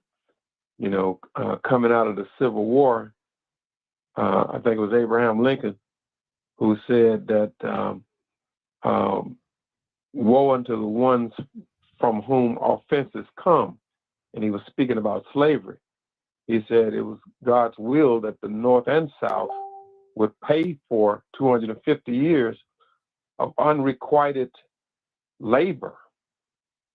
This was Abraham Lincoln talking toward the end of the Civil War in the second inaugural address. So he saw the thing for what it really was, but we have since seen layers of myths about what the Civil War was about, layers of myths about going forward and what the country should be doing. The country should be about the business of being fair to every citizen in this country, without exception. Shouldn't be no differences between races. Shouldn't be no pay inequities. Everybody should get paid the same. Shouldn't be no kind of laws on the books that favors one in housing over the other people in housing. So those are the things that bothers me, and they're very specific. And I try to keep a list so that, whenever we decide that in Marseille that we're going to move, then we should enumerate everything and go after it systematically, the same way they set it up systematically. Yeah, we should systematically take it down. Wow. 508-924-3521, 508-924-3521. That's the number. Give us a call. We're talking about what is your disease. Before I go further, I got to say good morning to my mom. My mom is watching this morning. Good morning, baby. Love you. And you know, I had to do your shout out, baby. I got to do your shout out every day I see you on here. Let me go back to Rico. Rico, what's on your heart, brother? Badger coming to you next. Yeah, man. I mean, once again, to me, it all comes back down to one root thing, and it's selfishness. You know, everything everybody's saying, I agree with it. And when you think about the systemic racism and you think about the behavior of the young adults, to say all these old people need to just die on out. The disregard of life and just saying people just need to die on out. Come on, think about that. That disregard for life is very selfish to not care about somebody else's life, where you say they just need to die, move out the way so we can take over. Y'all need to move out the way, y'all old people. Y'all blacks, y'all Chinese, just move out the way. We don't care nothing about that. You immigrants, just to disregard for life. Once again, that's another selfish, what would you call it, a behavior or just, desire? All of it, man. We didn't really, Captain Dennis said it key, you know what I'm saying? Just do what's right. Just do good, even if you don't believe in God and that makes you feel uncomfortable. You know what I'm saying? Equate God to good. Just do good. Do what's right. Do people the way you want to be done. Put energy out there. Make a contribution that if you needed it, maybe if somebody did the same thing, it would help you. Know that it's going to help somebody just because it's the right thing to do. But some people are too selfish. They start thinking, well, wait a minute. If I give them this, then that means I ain't going to have it. So once again, it goes back to that word again. Sacrifice. I said it a second ago. You know what I'm saying? And Captain Dennis, man, he hit a key earlier, man. We got to quit just jumping past stuff, because we ask for a solution and then you hear one and go on to the next. Well, but the next biggest part of it. But the next person could actually talk about what was said, though. You know, I'm keeping the flow. I got to keep the flow. And it ain't just with you; it's with everybody realizing that. But it's a selfish reason for somebody to say, "Well, you know what? I ain't heard that because I'm anxious to say what I need to say." But how about, you know what? Voila, that is sacrifice. They even said it in the Bible. Ain't that what Jesus did? You mean to tell me y'all been preaching the word of Jesus this whole time and still don't get sacrifice is the key? The ultimate key, the ultimate sacrifice. Look, I ain't never read a Bible, but it all just makes sense to me. Yeah. That if you get out of yourself and do people the way you want to be done, that means you're going to have to sacrifice a lot of stuff in a lot of different ways. You're going to take a lot of anger. Maybe you have to shut your mouth because you need to sacrifice what you want to say and just be the Indian. Don't be the chief. Say that. Be the soldier. Say that. Sometimes you have to do that. You have to sacrifice in all type of ways. Sometimes you might want to say something to your child, or you want to say something to a policeman, but you better be careful. You might have to sacrifice. Hold your tongue. Wow. Keep your cool. A lot of times when we keep our cool, we have to sacrifice. So, I mean, you know what? We could all come up with different things that we don't like about society, and it's all about the way society is acting or behaving or doing things or something has created. And all of those things come from somebody being uncaring about the lives of others. They didn't want to make the sacrifice to do what was just right, the right thing to do. It takes a sacrifice sometimes to just do the right thing. Especially if you ain't going to benefit from it. But if you're selfish, but you know what, Rico? You ain't going to have no problem saying, hey, as long as I get mine, I don't care what they do to you. And you know what, Rico, one of the things about it too, man, is what people don't realize, they get caught up in certain situations, and when they get caught up in that certain situations, their anger sets in, and anger majority of the time leads to some form of destruction. When you lose control, that's exactly what I mean. You lose control, and so you'll find yourself in situations that you're not going for a solution. You're going for your kind of results. But let me go to Badger. Badger, what's on your heart? Cap, coming to you next. Man, come on, Badger. Rico beat me to it. Mm-hmm.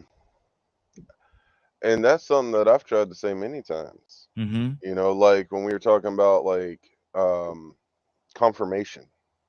Okay. A lot of people expect confirmation. I don't.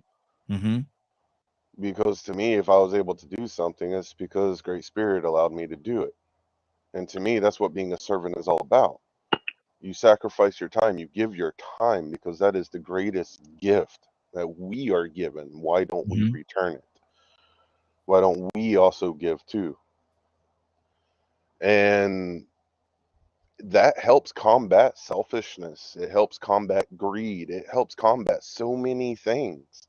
But it is one of the least taught in this country.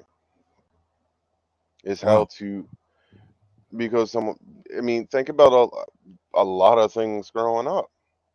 You have to protect yourself. Nobody's gonna help you. Da da da. Like it just goes on and on and on. They hit you, you make sure you hit them back. Yeah. Well, to me, if you hit me, I'm just gonna go, all right, why'd you do that? Let's talk. I'm not gonna respond or react to it. I'm gonna do the best I can not to. Now, if you hit my kid or my wife, I'm gonna tear you to shreds. I'm gonna protect my family. Yeah. But me personally, if you hit me, I'd rather you hit me than go out there and hitting women and children. And then we can talk about it. Whoop-de-doo-da-day. In my head, like, oh well, I've dealt with so much abuse. I don't care.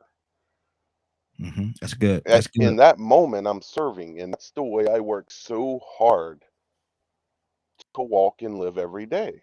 And I talk about it all the time on the show. And then here's another person saying the same thing. And then another person has said it before. Like everyone on this show, everyone that I've ever heard call in on this show has touched on it at one point or another.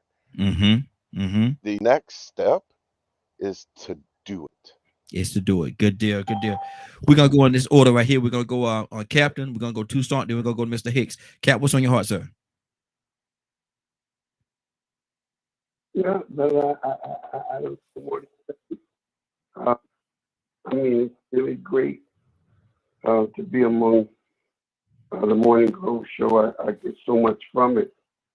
It caused me to do some deep thoughts and look into what contribution I can give to kind of lend my little 2 cents to help. I think we all have a great opportunity to do what's right. Yes. We're facing some challenges in our domestic lives, most of us, or financial life. Things are not easy. We're coming up on a holiday that's not so favored by the Native Americans. I'm sure Badger got something to say about Thanksgiving. But as people come to the table, instead of Thanksgiving, are they giving thanks? And we're thankful to God that we're able to have another day to get it right. Are we better off treating our fellow human beings the way we want to be treated? We have just witnessed things that our community have nosedived into a state of savagery. Yeah. When we come out this nosedive, if I didn't believe we could, then why would I get up in the morning? Can we get down the road? I believe before the year's over with, there'll be some things that will pretty much bring us to the table. In the Bible, it talks about the dry bones in the valley. And there was upsides that God told the Son of Man to prophesy. Will these dry bones come together? Well, that seems to be us as a people. Will we ever come together? But the man said to the Son of Man, blow wind on those bones. And the wind represents about hardship, struggle, difficulty. So it seems like every time there's hardship, struggle, and difficulty, we seem to come together. So it looks like God is blowing winds on those bones. And the scripture says, and they came together and they stood up an exceedingly great army. So I think the hard times. Hard times seem to bring us together. And I think this is what cause us to come together as a people, is the hard times that I see that's on the horizon. That's what I have to say, brother. Good deal. Good deal.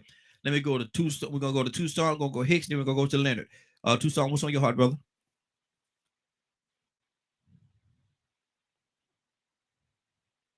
No, I was thinking about it for instance, if you got a military force, and I'm just saying, for the sake of conversation, they don't just have a Navy. Mm-hmm. They have Marines, Army, Air Force, but they part of the same military force. Yes. They have so many. They have parts of the military force that nobody knows anything about, but they're fully functional. They don't ever say, okay, everybody just join the Navy and we're going to swim across. No, sir. You can't swim across the world because there's land somewhere. Somebody has to go across the land. You hear what I'm saying? Yeah. What I'm trying to say? Yes, sir. Sometimes you got to take it to the air. You got to be able to see from up high. So you take a drone. Don't put yourself in danger. You got unmanned, whatever you want to call it, planes, drones, spy planes that have nobody in it, but somebody's operating it. Yeah. Yeah. So when you talk about doing something, it takes minds, people from different places, just like we have on the Morning Glow. We might not agree sometimes. Sometimes we fall out.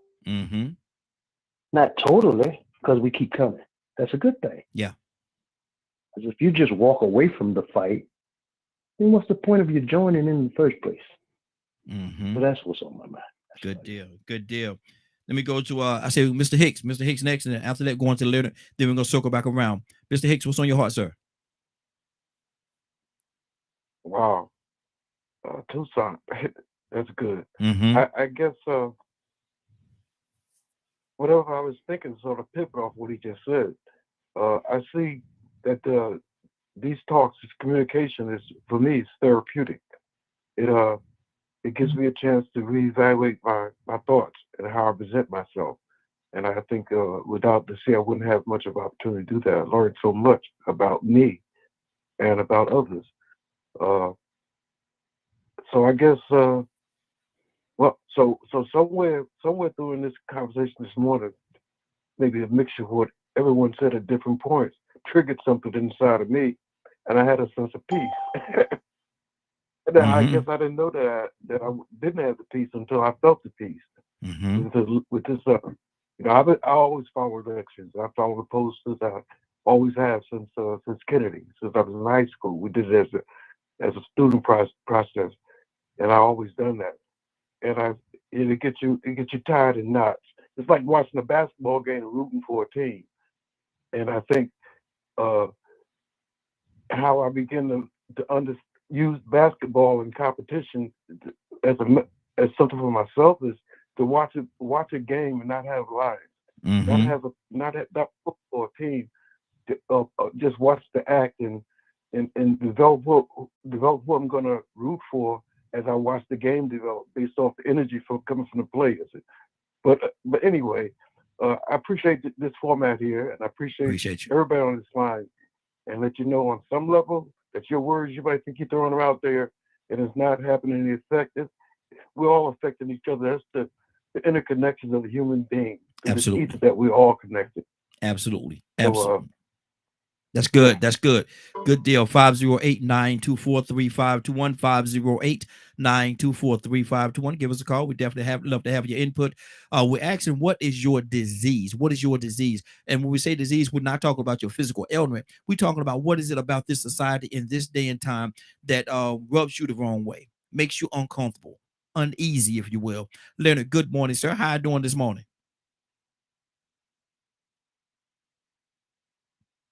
Leonard, you there? Think we might have just lost Leonard. Think we might have just lost Leonard. Let me go to Cassandra. Cassandra, what's on your heart, sis?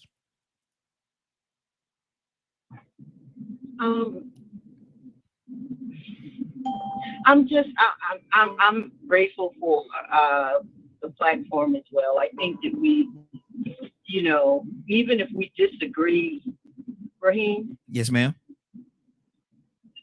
Okay. Even if we can agree to disagree. That's my thing. Mm-hmm. I work with a lot of people, sometimes people that are totally against what I believe and what I stand for, but I can sit in a conference room with them and have a conversation without attacking them and without them attacking me. Mm-hmm. So it's okay for us to have, disagreements without being disrespectful. Yeah. And I really try to be, conscious of that. Even if I speak assertive, I'm still trying to be respectful because I'm not aggressive. Anybody that knows me Mm-hmm. knows that I'm not aggressive, but I am assertive. So, I just want to say that, I just, we don't have to agree on everything, and Mm-hmm. we're not going to agree on everything. Mm-hmm. But, there are lines that we should not be crossing. Absolutely. Absolutely. Let me go back to Leonard. We had lost him for a second. Leonard, what is your disease, brother? Raheem. Good morning, sir.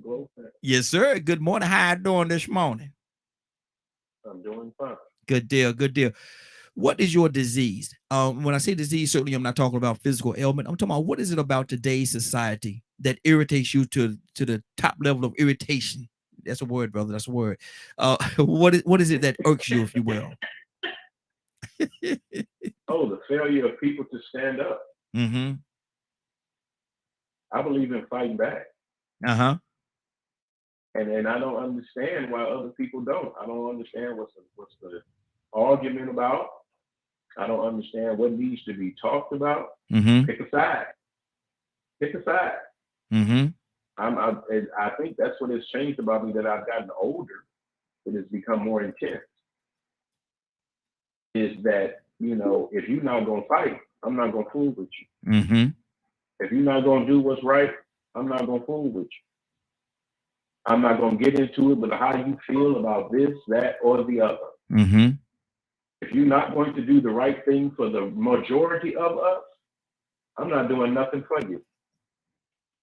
Mm-hmm. Exactly. Because you're that type of person that is there to just take, mm-hmm. and you'll never give anything. Mm-hmm. And you can be beside yourself about, well, we come from here and we come from there. The fight is today. What you gonna be today? Like, say, for instance, it's not that we have people, it's people now, they fighting for what's wrong and winning. Do you understand what I'm saying? It's because they'll fight for it. Mm-hmm.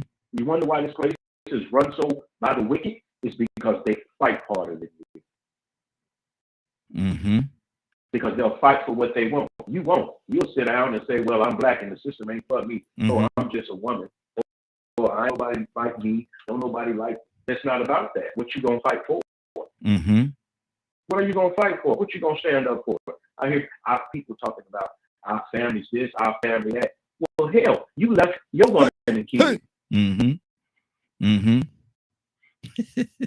Lord. Don't come to me talking about family if you're not doing nothing, brother. Mm-hmm. Show me where you're making amends for the wrong that you've done, because we've all done wrong. But where are you making the amends? Mm-hmm. Are you dedicating your life to something? I remember when my time came around to file a claim with the government, and I couldn't afford it, right? Because I had a race case, mm-hmm. and I couldn't afford it. So I said to myself, I'm going to help everybody else. Even though I can't afford to file my claim, I'm going to help anybody and everybody else mm-hmm. that has the same issue. Yeah. And I've been doing that for over 20 years. Wow. Wow. Free of charge. Mm-hmm. Mm-hmm. Because that's good. how That's important it is to me that mm-hmm. we help one another. Mm-hmm. Absolutely. Absolutely. And those that ain't going to help, we're going to have to leave them behind. Yeah. Mm-hmm. Rakim said in his song, one of his songs, say, dig him, I never dug him, couldn't follow the leader long enough, so I drug him.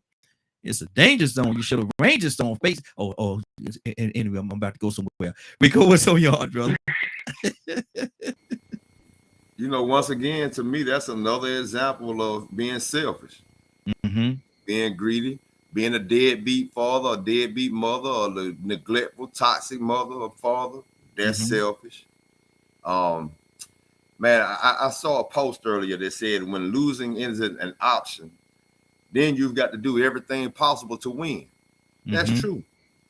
But does that include cheating? Because if you cheat, then you're selfish. Yeah. But see, the thing is once again, there's reward in being selfish, but you don't see too much reward in sacrifice. So I was thinking, I was like, man, I said, out of all the things, you know, this brain computer we come into this world with, we don't come with a whole lot of programming to put out, but we come wired to receive. We're not pre-programmed. We come wired to receive everything. And I realized that we see a lot of ways for people to make it and get out here and get it and do for themselves, but we don't see no examples of how to sacrifice. We don't see too many examples of reward for sacrifice, except for in the Bible with the Jesus story. So what's popular and what's trending? Selfish behavior, dog eat dog world, money over everything. As long as I got mine, all of that is nothing showing you about the reward behind charity, the reward behind sacrifice. There is a reward behind sacrifice sometimes. But it depends on how desensitized you are to the experience of other human beings. If it doesn't make you feel good to see that you were able to help somebody else out of a situation, then you don't know what that reward of feeling good. I mean, you might be the biggest preacher, but the preacher ain't gonna feel good until somebody praise him. I'm like Captain Dennis. Man, I haven't been good with receiving praise. Matter of fact, words ain't nothing but sound to come out your mouth. But sometimes every now and then you could tell when somebody really appreciated it. And if you ain't careful, I'll turn my head, walk off, brush it off, deflect it so we get off of it. I might shed a tear. Because it feels uncomfortable, but it also feels good. But I have been in a situation where I did get the big head. So I know how that can work. I also been in a situation where I know somebody was trying to give me the big head and they was overpraising me. Wait a minute now. I know what I did was good, but it wasn't all that. You get what I'm saying? What you trying to get out of it? But you know, it's really, I was thinking, you know, we're going to talk about what we can do to cure some of the disease. Like I said, first is identifying that the root cause of the disease is selfishness, and then finding out how to counter selfishness, which is by sacrifice. The Bible was put there, and it's been now for years and years and years since before we came along to express that message. And out of that message, you can't find too many more examples in that. And nothing we do today that's showing you that is rewarded. If anything, you're seeing the disrespect, trolling, going viral, recording people drowning and fighting, recording people getting shot in the head. All that stuff is rewardable. Hypersexuality, promoting WAP. All of that that's the reward. Ain't nobody saying, you know what, let's reward this person for just being good, doing what's right, and trying to actually make a contribution to something positive that affected somebody besides them. We don't hear too much good news about, I said it earlier, our leaders aren't intellectuals anymore. Our geniuses, quote unquote, aren't intellectuals no more. They people that made $1 billion, so now they know something. Because if you got to know something to be worth $1 billion, when really true, all you got to do is know how to do what you told to do and not cross nobody's line, or they'll cancel you and knock you off that list. You better know how to act right if you want to make $1 billion, but that don't make you a genius. Exactly. That make you selfish. 508-924-3521. 508-924-3521. Let me go right now. We'll go to Willow. Hey, Raheem. Well, what's on your heart? Jay, coming to you next, brother. What's on your heart, sis? Talk to me. First, I wanted to say good morning to Mona. I forgot to say good morning to them. Good morning. But what's on my heart? After listening to Rico, man, I tell you, he could sit down and if he took the time, write him a book of confidence and wisdom.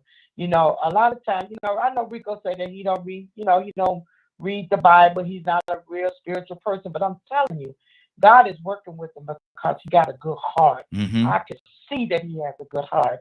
But because what he was saying is in the Bible. You can find it in Psalm 91. It says, only with thy eyes will thou behold and see the reward of the wicked. So, you know, when you So you're saying that brother already preaching. That brother already preaching. Is that what I'm hearing you say, Willow? He already preaching and don't even know where to go to find the scripture. Ain't He that already preaching. But I'm telling you, you go to Psalm 91 and you will see it. You will see it. Only with thy eyes will thou behold and see the reward of the wicked. Because, you know, we're supposed to worship God by faith, not by what we see. Because we worship God by what we see a lot of times, then we won't have no hope. We'll believe there's no hope because we have the knowledge to say that when I get stage 4 cancer, it's going to take me out.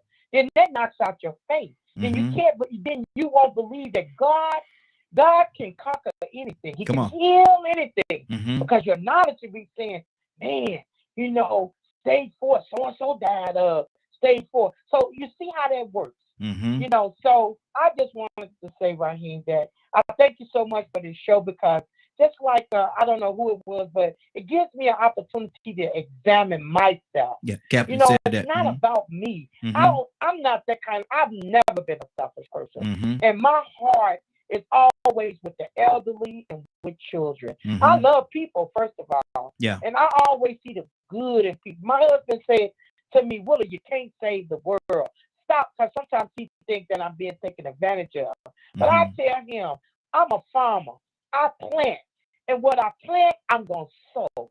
So if you're a farmer and you plant trees or you just a planter, you plant flowers, you're going to see the beauty of it one day because it's going to grow. Because why? You're nourishing it and you feed it. That's how my heart is right here. So I just, you know, wish that other, you know, that there were more that think like me. But unfortunately, because of the way and the timeline that we in, nah. It ain't happening. Absolutely. And that's what's on my heart. Right good deal. Good deal. And that's good. That's good. And by the way, I think there was Cap that said that as well. Joyful J, good morning, sir. How you doing this morning? Good day, everyone. Good day. How's everyone doing today? Hey, doing well, brother. We asking, what is your disease? What is your disease? I know you've been listening in for a minute, brother. So jump right in. What is your disease? What is it that make you uncomfortable with today's the way that today's society is operating or not operating? I first off, I want to again agree with everyone who's spoken. I've been listening while everyone was talking. I'm just actually getting on, but everyone makes some great points. And the young lady who just spoke before me is right. Rico is a preacher. Period. Again, you don't have to know the Bible, and God always amazes me because people who don't even read the Bible, it's innately in you. God said He made us after His likeness and His image. So if we're made after Him, we're going to have some attributes of Him. And I see that so much in people like Rico, people like Cap that comes on, people like Ibrahim, and even my brother Wade, or Badger, if you will.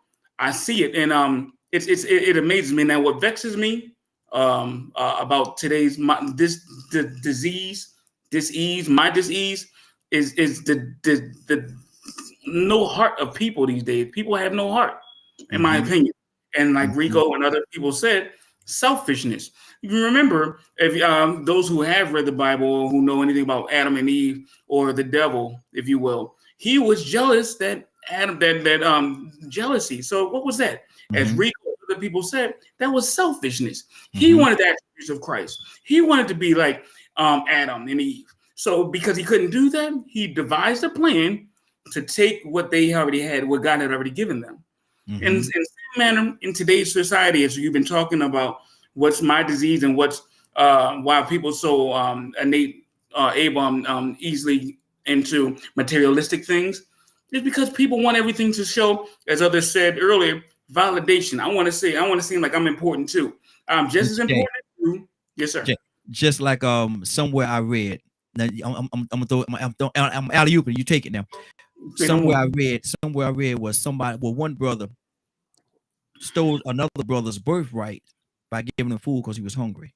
Come on, you talking to me now. Now you talking Bible, bro. Come on. Again. Mhm. He stole. Yes. I'm sorry.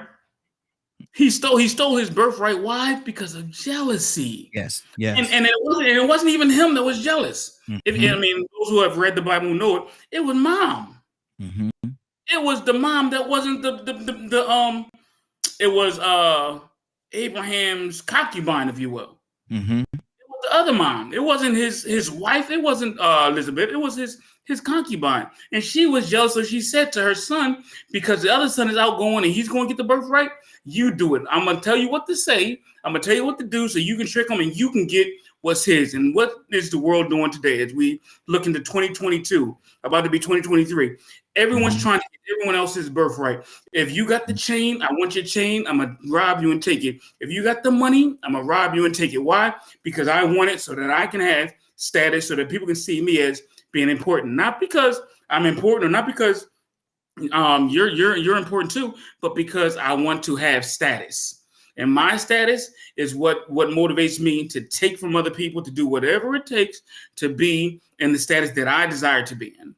And that's what vexes me, or that's my disease with the current state of America, or the world, if you will. Absolutely, absolutely. There's so many layers there, man. We gonna run out of time, so we might have to jump back on this again tomorrow. We definitely gonna run out of time today. Let me go to Joseph. Joseph, what's on your heart, brother? I'm just enjoying the conversation, the input from everyone. I'm just really listening and receiving. I'm in that mode right now. Mm-hmm. Mm-hmm. Yeah. Wow. Man, we gonna definitely. Toya, you want to tell you back with the sis? I think Toya had to step away for a second. Tucson, talk to me. No, you just reminded what my dad said. You got 2 ears and 1 mouth, and you sure enough can listen and learn by listening. Mm-hmm. So I'm like a lot of that. We come to the point that we just soak it all in, and hopefully we can gain some insight. Absolutely. So Absolutely. It's a good conversation. Yeah, I'm loving it, man. I'm loving. We may and I'm gonna tell you something. We might have to revisit this tomorrow, man, because this we're gonna run out of time, man. We're gonna definitely run out of time. I know we are. And that good morning, I'll pay for an extra hour. Yeah. Good morning. Good morning. Good morning. Good morning. Good morning. How you doing this morning? Perfect. Good deal. Good deal. And then we asking the question, what is your disease? What is your disease? And when I say disease, I'm not talking about your physical situation or whatever it may be. I'm talking about what is it about today's society that makes you uncomfortable? What is it about today's society that makes you uneasy, if you will, and you wish there was something that could be done about it? Well, you know what? To me, as a full-fledged woman, I have eliminated, and one who just turned 60, I eliminated all of that from my being, you know, because it's about action. If you don't put action to anything, it does not get done.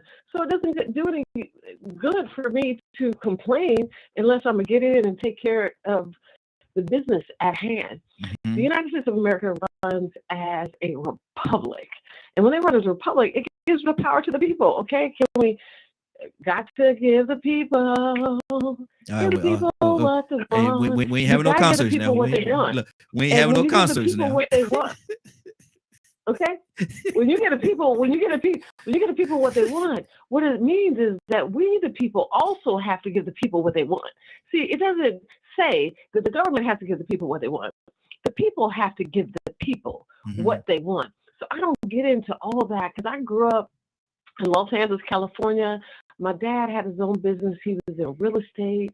And so I am continuing the lineage to handle that in California. No, go get it. You know, in my book, I got a new book coming out, and it's called The Anthology of Thought Leadership. And the first chapter is go get what's yours.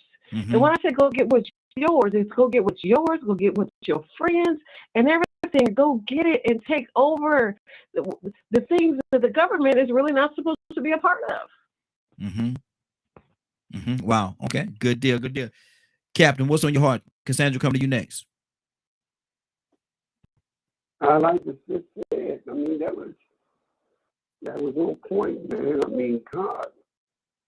Oh, man, you just have to go into deep thought, man, because a lot of things are running through my mind. The minister spoke this morning on the Kyrie and Kanye controversial, and he spoke with such diplomacy, wisdom, and dignity that it wasn't cheap, and it's addressed to Jewish people about Black people's concerns. And he mentioned, you don't want to admit no culpability in your hand in painting Black people in Hollywood, Mantan, Marlins, and Tarzan. You don't have no culpability in how you paint it up. But as soon as somebody like Kyrie, who wanted to talk about getting the knowledge of himself, begin to wake up and just posted a video that he didn't make, now you want him to jump through these hoops. I mean, it's almost like, wow.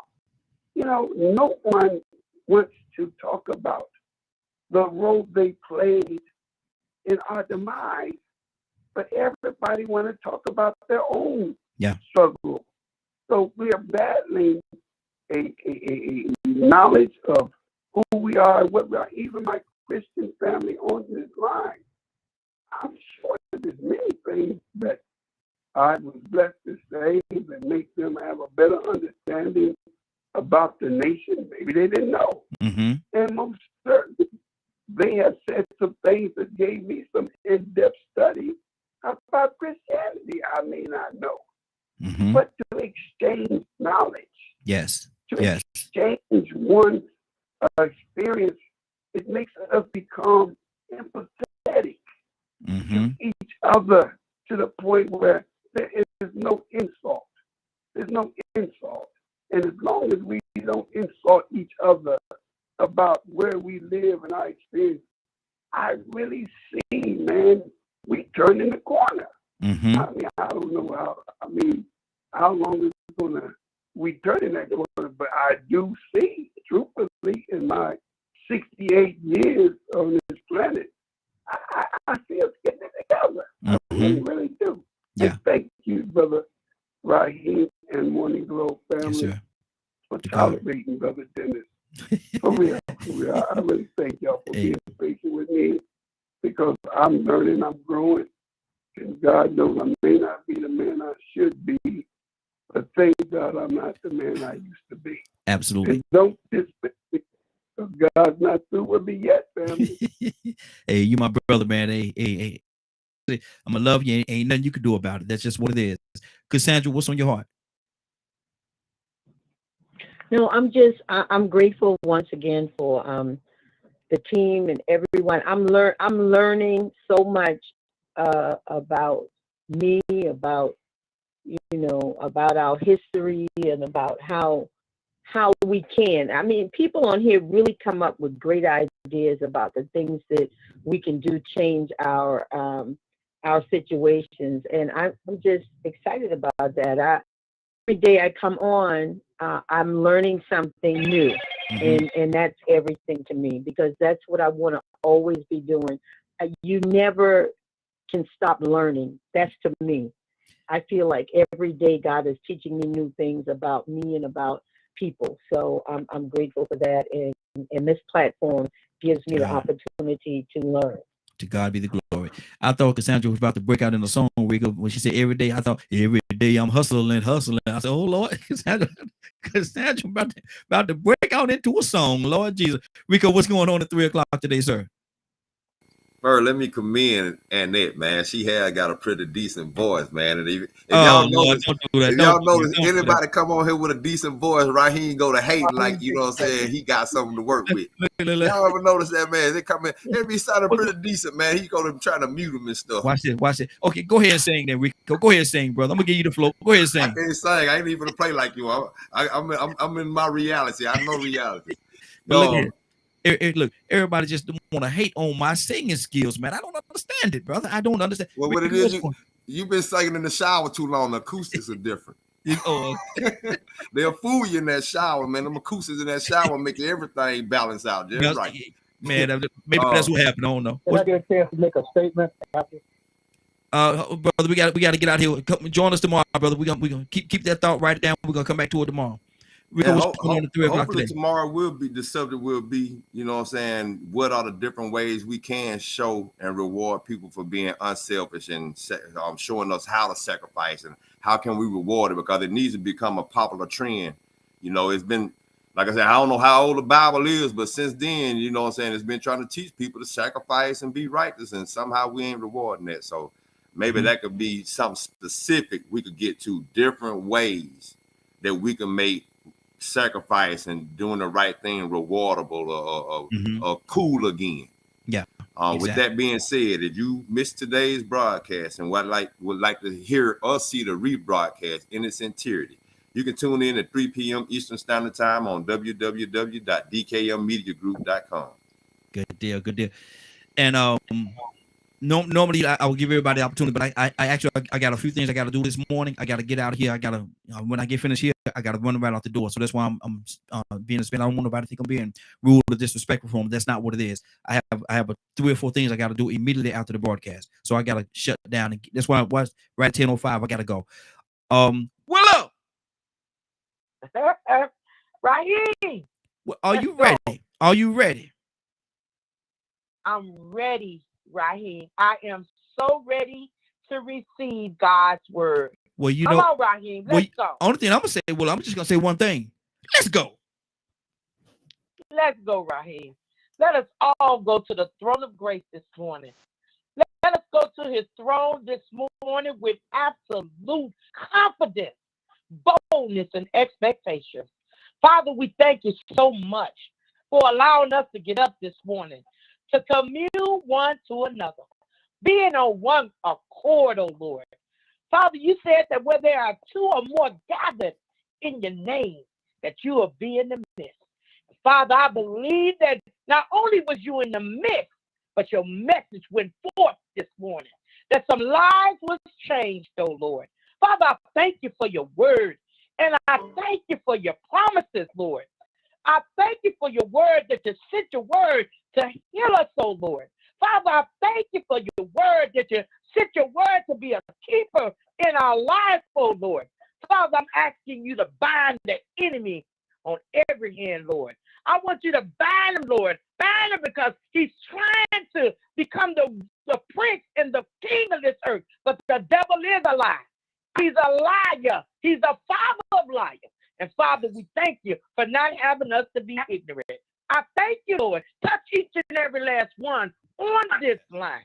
Father, I'm thanking you for the Holy Spirit that keeps us and guides us. Give us the understanding and the direction that we need to continually go on in this evil and wicked world. I thank you, Lord. I'm asking you to strengthen our singers, oh Lord. Touch them in a mighty way. Let them know that there's still hope.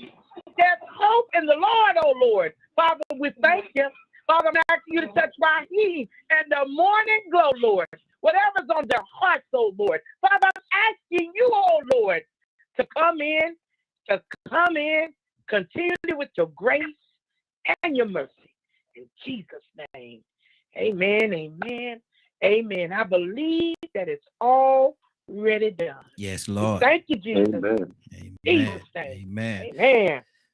Well, listen, we are about to get out of here. It's been a great broadcast, y'all. And we're gonna touch on the second part of this the last part of this broadcast. We're gonna touch on that tomorrow. So if all y'all are available, definitely come back and let's continue this conversation. I think it's a lot to be covered. I don't even know if we're gonna be able to cover it all tomorrow, but we're gonna start off with it and we're gonna go through the whole broadcast and we're probably gonna leave some things unturned. But we're gonna do the best that we can. We're gonna definitely do the best that we can. Now, I want to thank everybody for joining us, and more than that, I want to thank you for allowing DKM Media Group and Associates and the Morning Glow for being a part of your morning. It is now 10:08. You're about to exit the Morning Glow, but before you go, I want you to do me 2 favors, if you will.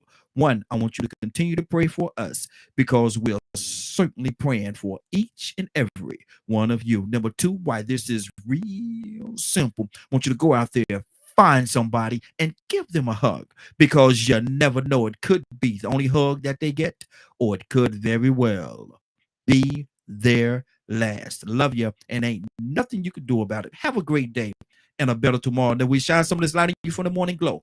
Take it out there into this wicked and cruel world that we live in. In this cruel and wicked world that we live in, and show somebody some love. I'm gonna change it up a little bit. Show somebody some love. Y'all have a great day. Take care of each other. And please, please, please be blessed. Love you. Talk to you tomorrow. God say the same.